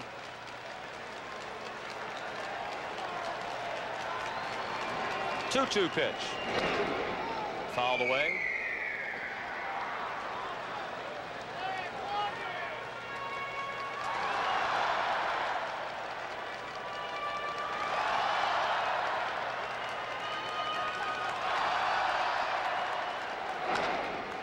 Well hit to center. Nixon on the run. Nixon on the warning track makes the catch. Makes it look easy, doesn't he? Both he and Devon White, you just have to marvel at both center fielders. White with that spectacular catch the other night. Both play very shallow. Both go back on balls extremely well. A lot of center fielders would make a difficult play out of that ball hit by Kelly Gruber, but what a great jump by Nixon. And Pat Borders will be retired for the first time tonight. Blauser throws him out. Smoltz works a 1-2-3 sixth. And we go to the seventh with the Braves leading 7-2. Baseball team in Midland, Texas from 1985 has provided this World Series with two players. Mike Stanton, the Braves reliever, a member of that Midland High team, as was Mike Timlin, a right-hander for the Toronto Blue Jays, who was on to make his first ever World Series appearance. 2 games in the American League Championship Series. And David Wells working 1 1/3 innings of scoreless ball. Mike Timlin's first appearance, and what a thrill it must be for him. Heavy sinker baller. And he's a hard thrower, although he has been bothered by arm trouble. Greeted by Deion Sanders in the top of the 7th, with Atlanta leading 7-2. The Braves needing a win to keep this World Series alive and force a Game 6 back in Atlanta on Saturday. Sanders drove in the first run of the 5-run 5th with a single to center field. He's now 5 for 10 in the World Series. He scored on the grand slam by Lonnie Smith that broke the ball game wide open.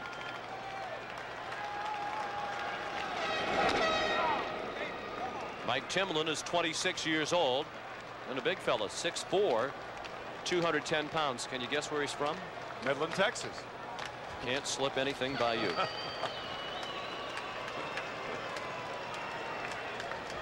He was talking about Mike Stanton and saying that Mike was a highly recruited football player. Mike Timlin did not play football, but obviously both played baseball and represented here in the World Series.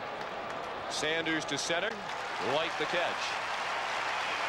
White covers a lot of ground, as you mentioned, as does Otis Nixon. Otis mentioned that White, Nixon, and Ricky Sanders all competed in a fastest man competition out in Hawaii. They raced at 3 different distances, and Devon White won all 3.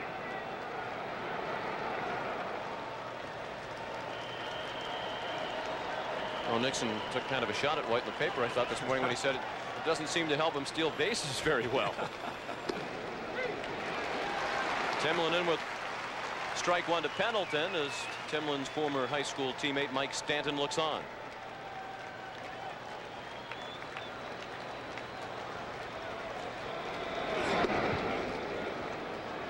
The ball and a strike on Pendleton.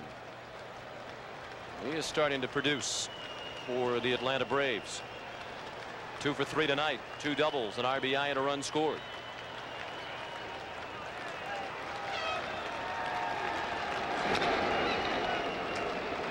That's a fair ball. Pendleton tagged out. Terry didn't bother to run, hoping that home plate umpire Bob Davidson would think the ball got a piece of Pendleton and therefore was a foul ball, but Davidson wasn't going for it. I think that's exactly what he was thinking. This ball looks like it hit about 6 inches fair. It stays fair, and Terry figures that, well, if I don't try to run, maybe he'll think it hit my foot. Fish ain't biting.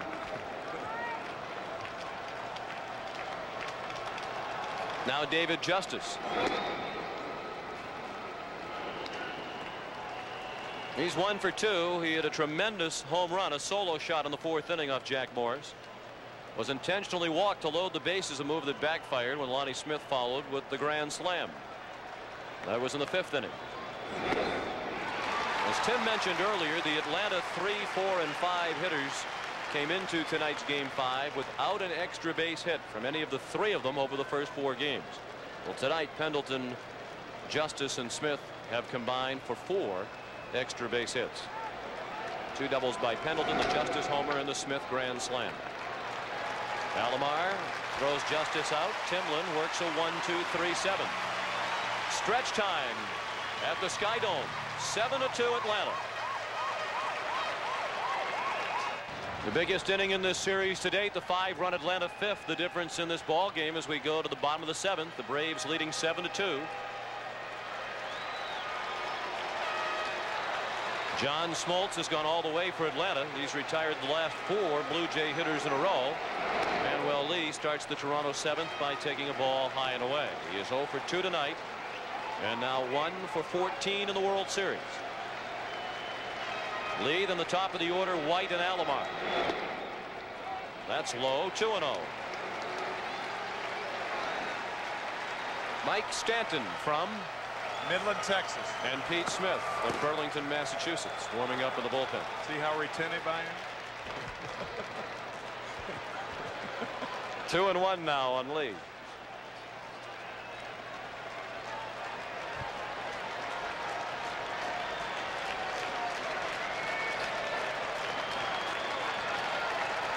Smoltz worked a 1-2-3 6th inning. It was just his second 1-2-3 inning of the ninth, and the other one was way back in the first.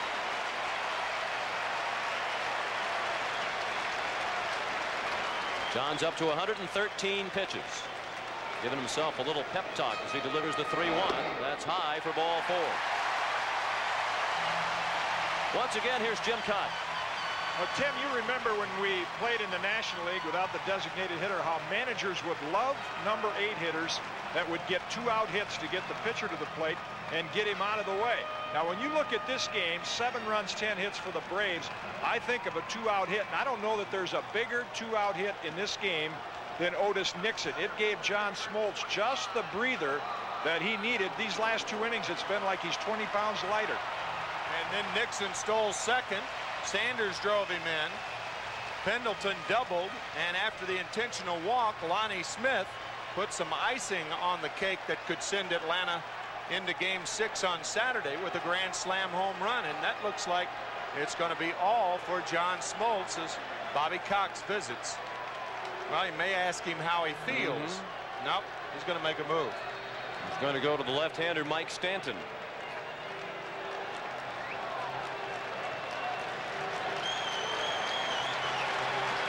Another terrific outing in the postseason for John Smoltz. He heads off with his team ahead 7-2.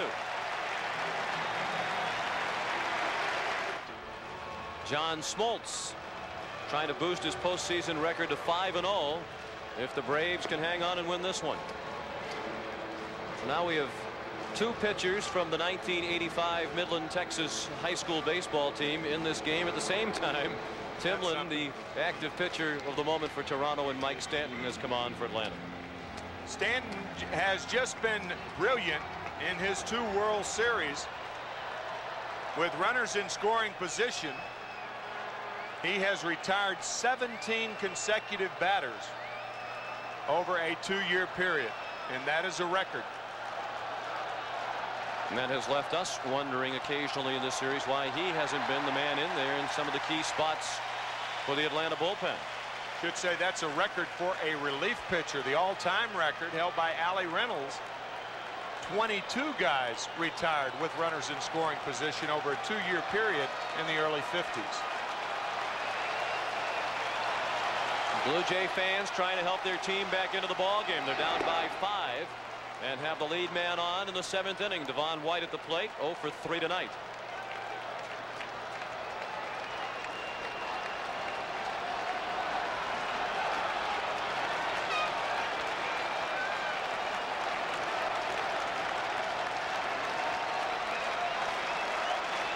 Manuel Lee, the runner at first, started the inning with a walk.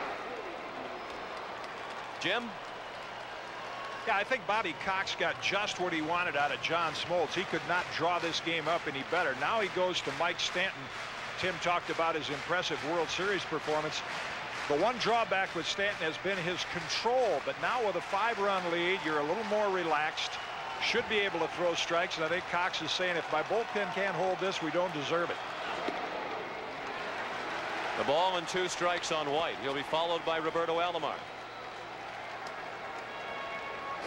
What makes Stanton so difficult, obviously, he throws a 95-mile-an-hour fastball, but it's also that high leg kick that makes a hitter commit too quickly.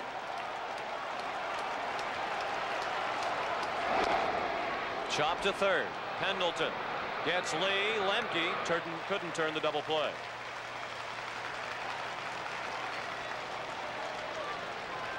It's tough enough to pick up the ball without having to pick up the ball out of that high leg kick that Stanton has. You can see that slider tap to third, and Pendleton making sure of one.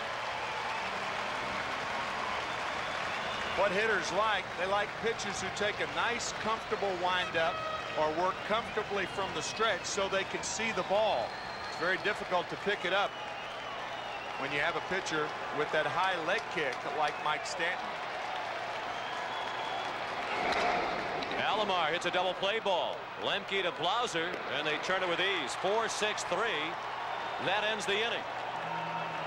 We head to the 8th with the Braves leading by 5. Is sponsored by AT&T. The big hit in this ball game, the 16th Grand Slam in World Series history, hit by Lonnie Smith to turn a 3-2 Atlanta lead into a 7-2 lead. Pat Borders continues hot for the Blue Jays. He's 2 for 3 tonight, has driven in both Toronto runs. David Justice with a home run tonight. A mammoth shot to right field back in the 4th inning. And the 4th pitcher of the night for Toronto is Mark Eichhorn, making his first appearance of the World Series. In the 5th inning with 2 outs and the bases loaded, Lonnie Smith unloads on a Jack Morris fastball.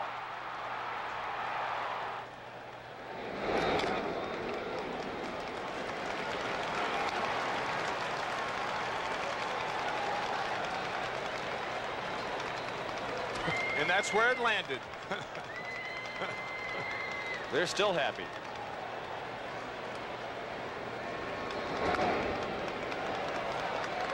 Oh, 0-2 on Lonnie Smith. The Grand Slam is only hit tonight. He's 1 for 3. Sid Bream to follow, and then Jeff Blauser. Eichhorn has pitched for both the Blue Jays and the Atlanta Braves.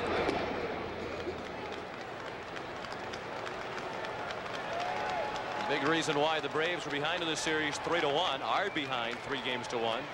The lack of production from the heart of the order, but not tonight. 4 extra base hits from that trio. And they have driven in 6 of the 7 runs scored by Atlanta. Smith beginning the 8th with the Braves leading 7-2. Mike Timlin worked a 1-2-3 inning in the 7th, his only inning tonight.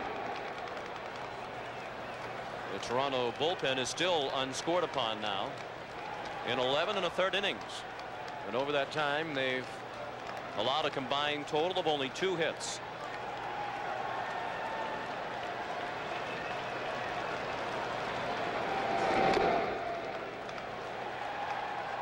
Mark Eichhorn has had varying deliveries over his career. When he first started in the Blue Jay organization, he threw more or less straight over the top and didn't stick very long in the major leagues. Was essentially a AAA pitcher. So he went to what was a submarine delivery, and now he's sort of come back somewhere in between. Very deceptive. We mentioned Mike Stanton's high leg kick. Well, Mark Eichhorn, similar to Stanton in that he jumps at the hitter. He makes the hitter commit early.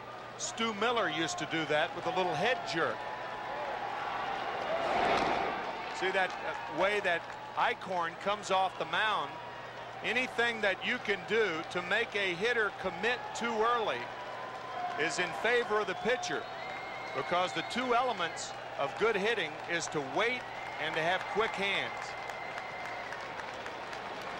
Another 2-2 pitch, and finally Eichhorn wins the battle, striking out Lonnie Smith for the first out of the 8th inning. The Atlanta Braves trying to become the 6th team in World Series history to come back from a 3-1 deficit and win the best-of-7 series. The last to do it, Kansas City against St. Louis in 1985. Lonnie Smith, a member of that team. The Milwaukee Braves did it against the New York Yankees in 1957. That was the year that Lou Burdette won 3 games. I beg your pardon, the Yankees did it the next year against the Braves, but Lou Burdette did win 3 games in 1957. Bream, it's slicing away from White, but he's there with his speed to get it. Bream is 0 for 4 on 4 fly balls to the outfield. 2 down in the 8th, 7-2 Atlanta.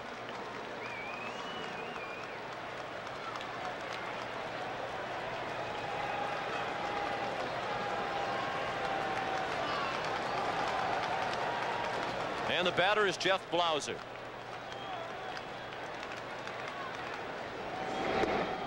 Eichhorn's first pitch, a strike. Blauser 1 for 3, a single in the 4th inning. It's just his 2nd hit of the World Series.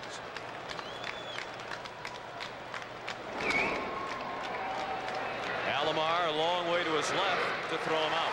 Eichhorn works a 1-2-3-8.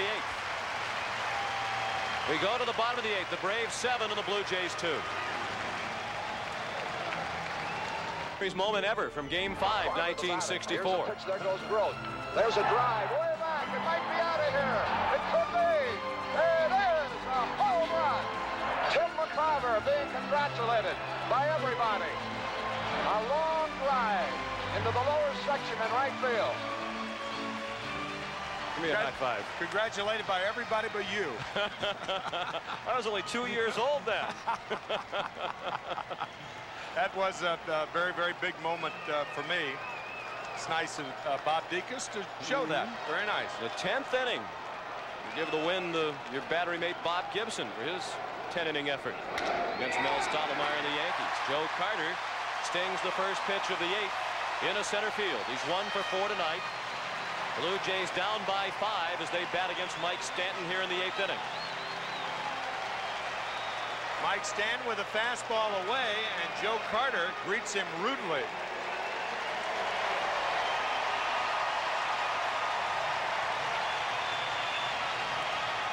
Braves looking for more defense with a 5-run lead. They've inserted Rafael Belliard at shortstop. Jeff Blauser is out of the ball game. Dave Winfield is at the plate, 1 for 3, a single to center his last time up. John Olerud to follow.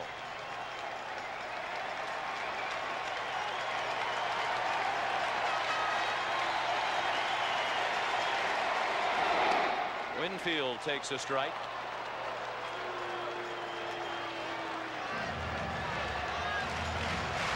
Carter's hit the first off Stanton, the 6th of the night for Toronto.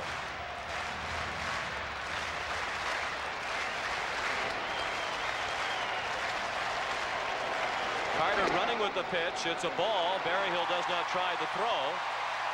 They weren't holding Carter on, so he took advantage of it. Why not? If they give it to you, take it. And that's what Joe Carter did. Joe probably thinking you score a run of 2 here and you narrow the margin to 2 or 3 runs, 3 or 4 runs. Makes it a lot easier in the 9th. Against an Atlanta bullpen that has not always been solid. Mark Wohlers, the right-hander, warming up.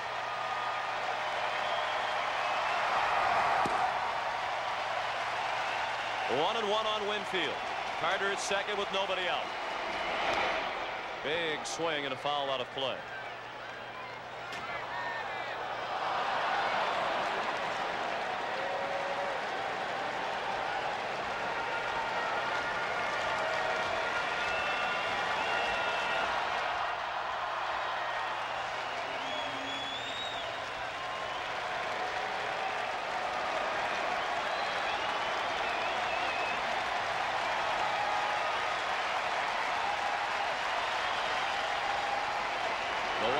Pitch. Winfield fought it off. He had a big hole on the right side of the infield as Mark Lemke had moved to the second base bag, hoping for a throw from Stanton. Stanton looked at him but went to the plate nonetheless, with Lemke standing right on top of second base.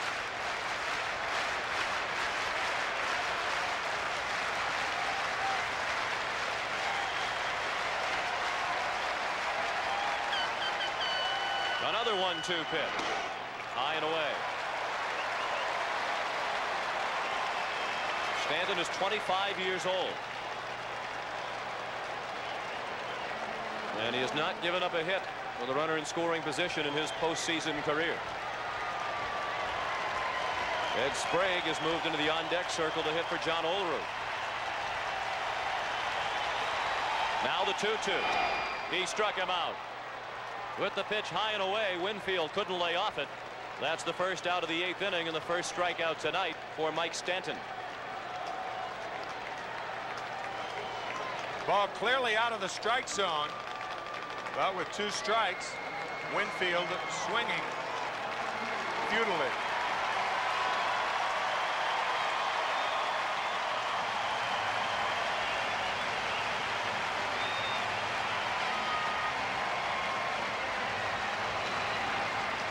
So now Stanton will deal with the hero of Game 2, Ed Sprague. His pinch hit 2-run homer in the top of the 9th off Jeff Reardon gave Toronto a 5-4 win, the first Toronto win in this series.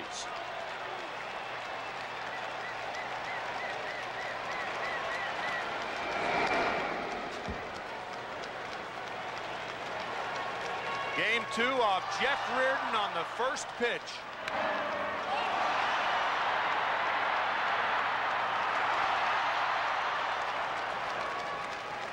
Sprague, the 22nd player in World Series history to hit a home run in his first plate appearance.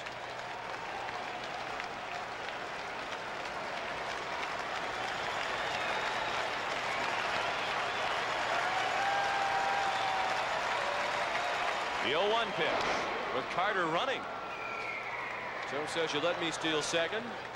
Now I'll try to take third if you're not going to pay attention to me.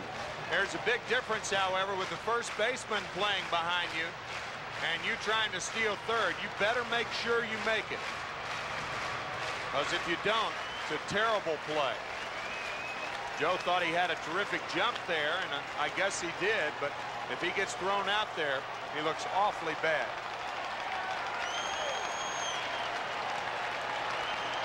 Now the 0-2. 1 ball and 2 strikes.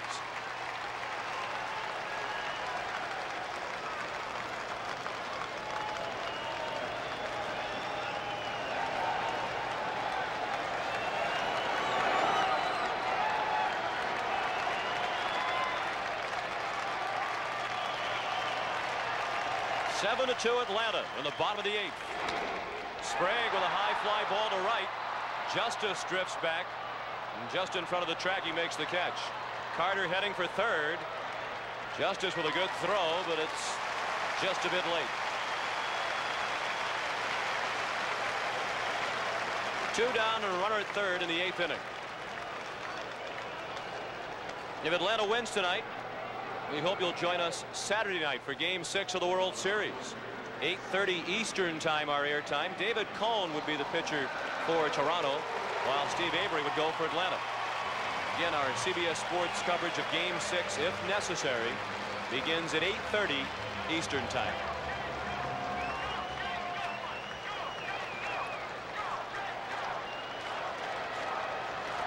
Candy Maldonado has walked twice and flied to right.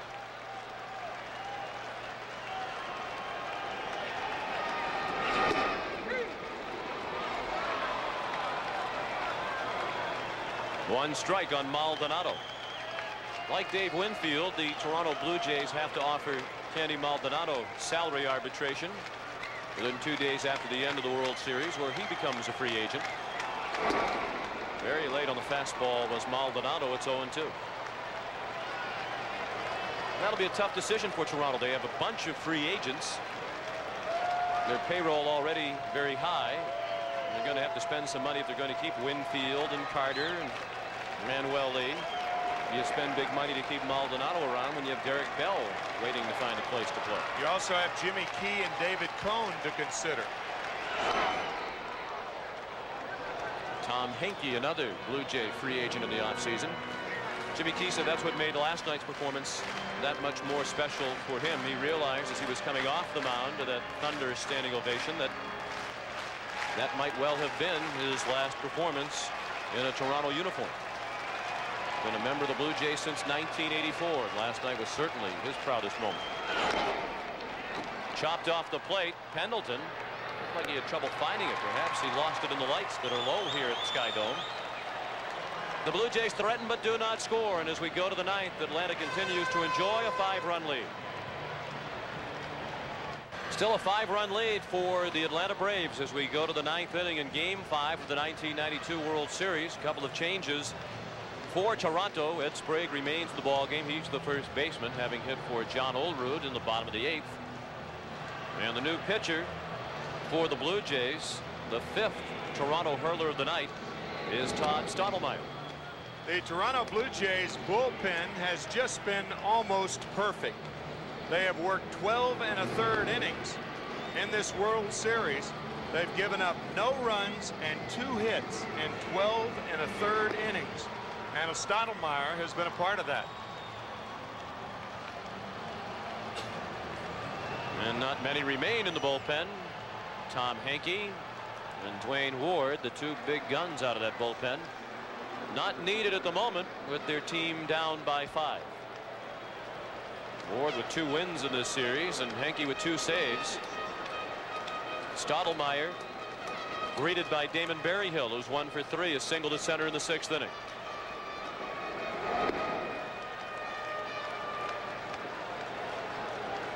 Berryhill, the last Brave to reach with that single in the 6th that came off David Wells.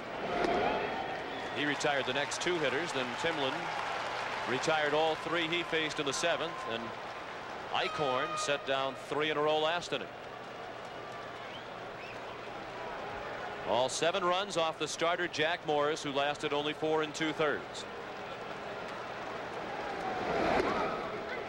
A ball and 2 strikes as Stottlemyre works to Berryhill, Lemke on deck, and then Nixon is due.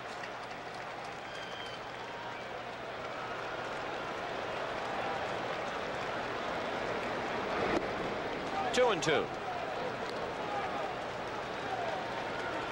In the bottom of the 9th, the Blue Jays have the bottom 1/3 of their order due up. Kelly Gruber, Pat Borders, and Manuel Lee.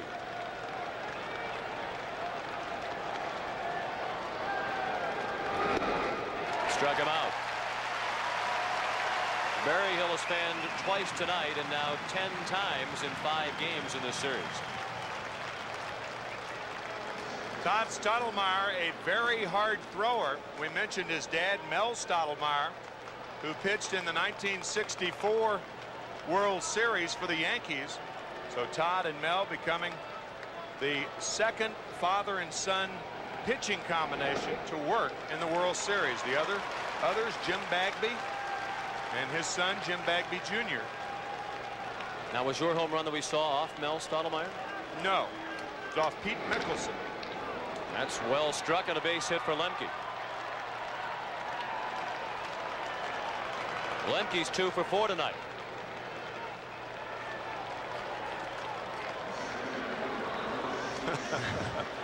Made a loud noise off the bat of Lemke, but not loud enough.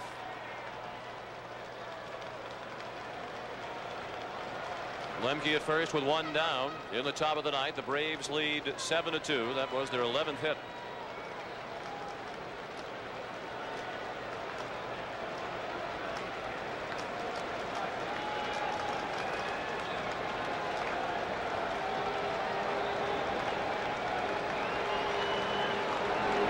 Otis Nixon hit the ball crisply tonight. He's 2 for 4 with a double and a single. He has stolen 2 bases and scored 2 runs, and last time up he had a bullet down to first that John Olerud snared along the line.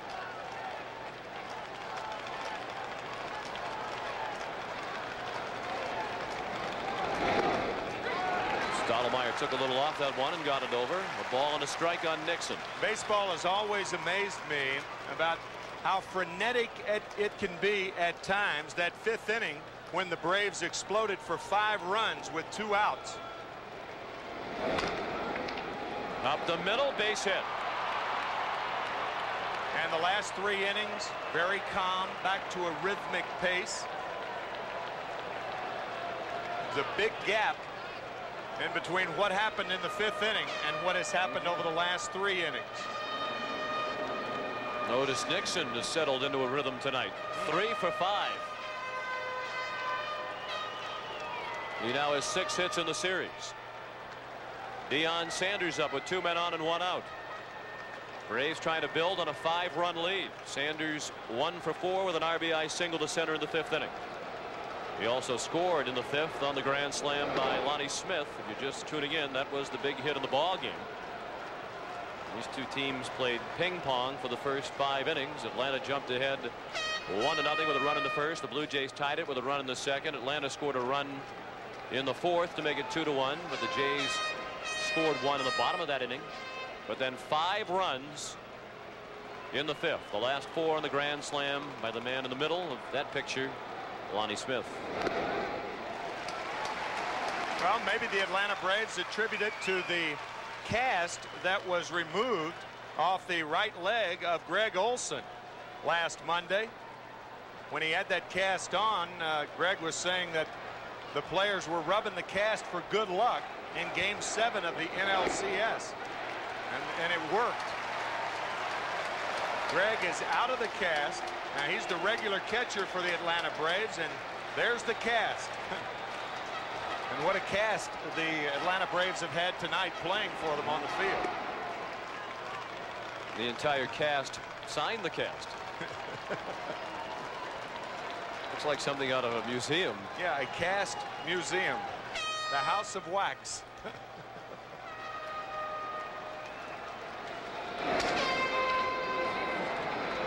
Sanders with a shallow fly to center. White couldn't get it.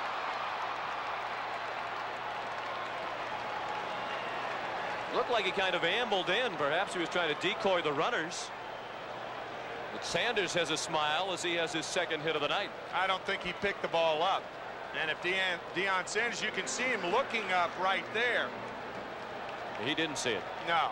Often a center fielder can hear the crack of the bat. I think Sanders broke his bat on that ball, and your natural instinct is to break back and then in, and he broke in too late.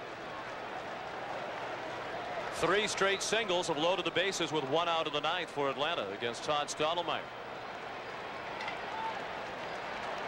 Braves trying to score their first run against the Toronto bullpen in this series.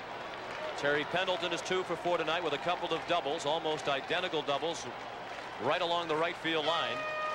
Terry drove in a run with his double in the 1st and scored after doubling in the 5th.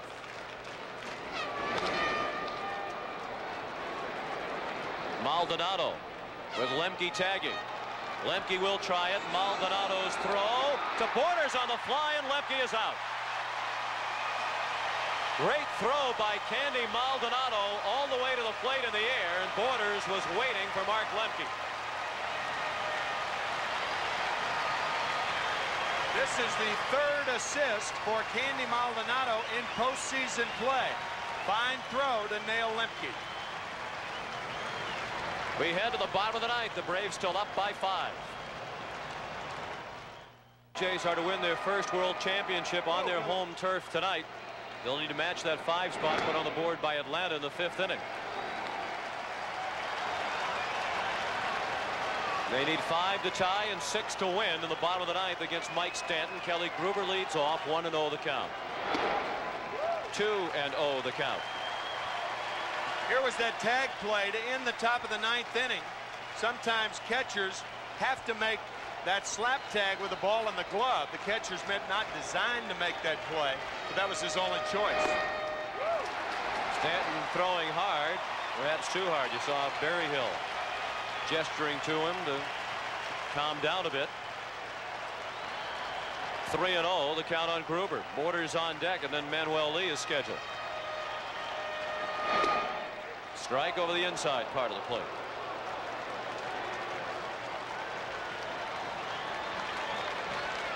Mark Wohlers, the young right-hander, up and throwing for Atlanta. And Stanton has battled back to a full count. He's pitched 2 innings of scoreless relief.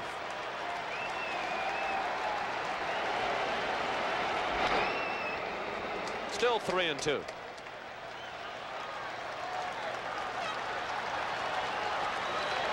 Gruber now 1 for 14 in the series.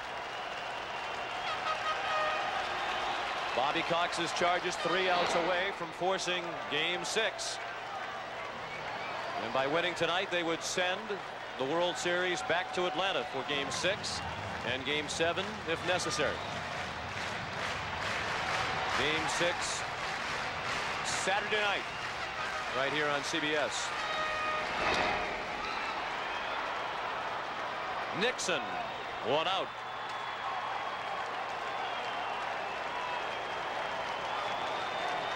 If these two teams do meet on Saturday, it'll be Steve Avery, the left-hander, who started Game 3 and went 7 1/3 innings and pitched well against David Cone, the right-hander, who went 4 1/3 innings in Game 2 and pitched poorly.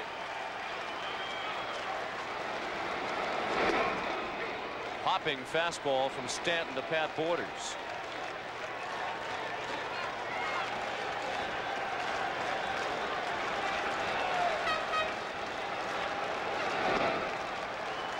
Both Cone and Avery have been erratic. They're really capable of a dominating performance, and they're both capable of the kind of struggle that Cone endured earlier in this World Series.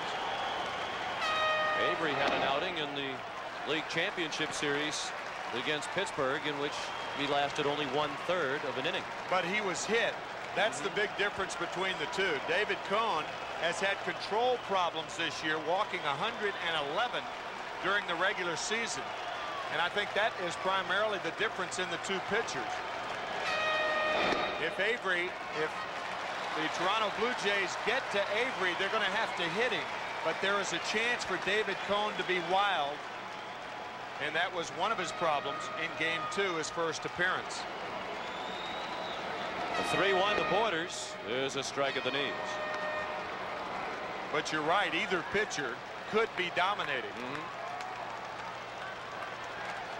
That's one of the appealing elements of this series. You could say that just about every night. That's right. With the starting pitchers that these two teams throw out there.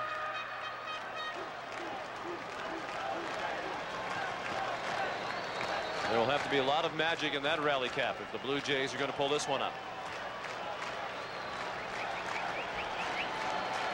Another 3-2. Chopped down to third. Long throw for Pendleton, again on the turf, handled by Bream for the second out. That's by design, and the reason that Terry Pendleton does this, the ball gets there quicker. It's that simple. A lower throw will get to the target quicker than a higher throw, and that's why Terry uses the artificial surface. That's for the second time up here, but obviously he can't make that same type play in Atlanta with natural grass. Stanton missed with the fastball to Manuel Lee, batting for himself with his team down by 5. He's 0 for 2 tonight with a walk. The Braves 1 out away from forcing Game 6 back at Atlanta Fulton County Stadium. And the fans down there will have a chance to chop back at Kelly Gruber. And Roberto Alomar. 2 balls and a strike.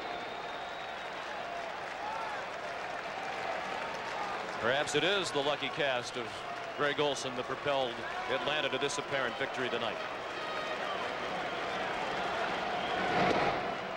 3 balls and a strike. If Lee can reach, Devon White would bat next.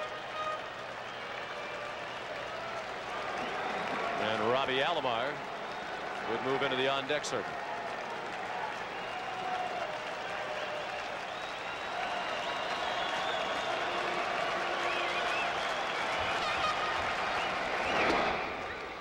Full count now. The Blue Jays down to their final strike in Game 5. And if this score stands, John Smoltz would be the winning pitcher, and he'd be 5-0 in his career in postseason play. Only Lefty Gomez, among all pitchers in history, would have a better lifetime postseason record. And that's the case as Sid Bream makes the catch. Mike Stanton and the Atlanta Braves will head home for Game 6.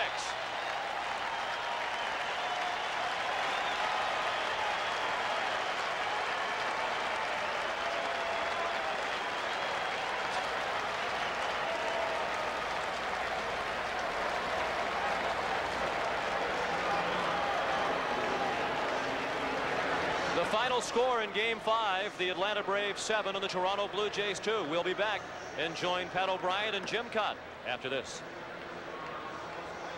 And so Atlanta wins on the road after 6 consecutive World Series losses on the road. They break through and beat the Blue Jays 7-2, the largest amount of victory in this year's World Series. And so we go to Game 6. The Chevrolet player of the game is, guess who?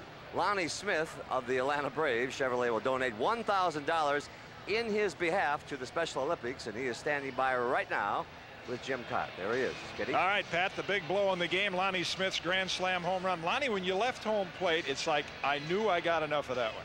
Well, I felt I hit it well enough to at least get it off the wall, and I saw Joe Carter go back and continue to go back, and I started screaming, get out of here, and when I saw it finally clear the wall, I was really happy. You have had a chance now to face Jack Morris several times. What was it like in that at-bat? Any adjustments you're making against him? Not really. I know Jack can come at you with a good fastball, an excellent split finger, and even an occasional slider. I was just hoping to put the ball in play somewhere, and it appeared that he got a fastball up and out over the plate, and I just tried to go with it. This seems to be the postseason barnstorming tour for Lonnie Smith, the World Series. You're in every one, but now when you're on a ball club that's down 3-1 like you guys were coming into tonight, all the experience that you've had, what was it like in the clubhouse for the Braves in terms of the mood? Well, it was pretty much our everyday mood. We knew it was do or die night. We had a little meeting, and a couple of guys spoke, and we figured if we lose it, let's at least give them a game. But we felt that we were still capable of winning tonight and taking it back to Atlanta. Lonnie Smith, congratulations on your grand slam home run. Yes, we are going back to Atlanta, but first let's go back to Pat O'Brien. All right, Kitty, little irony there. And Lonnie Smith, he was a member of the '85 Royals that came back from a 3-1 deficit against St. Louis. Only one of 5 teams to do that. The Royals beat the Jays in the LCS that year, so the irony there for Lonnie Smith. We'll be back in a moment from Skydome. Stay with us.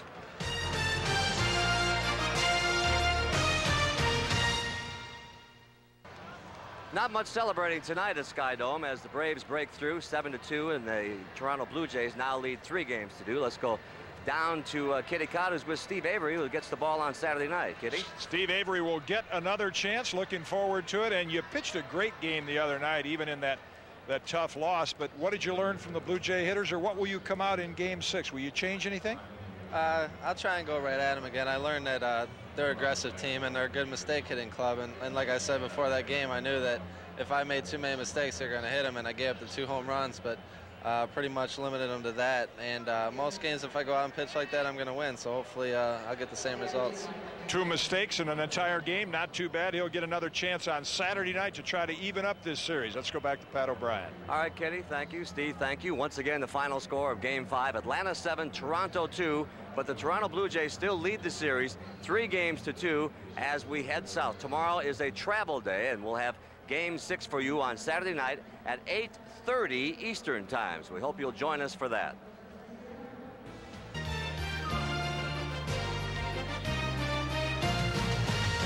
You've been watching the 1992 World Series on CBS Sports, and so with Lonnie Smith's grand slam, we're all taking the midnight train to Georgia, home of the Happy Braves. Good night, everybody. See you Saturday.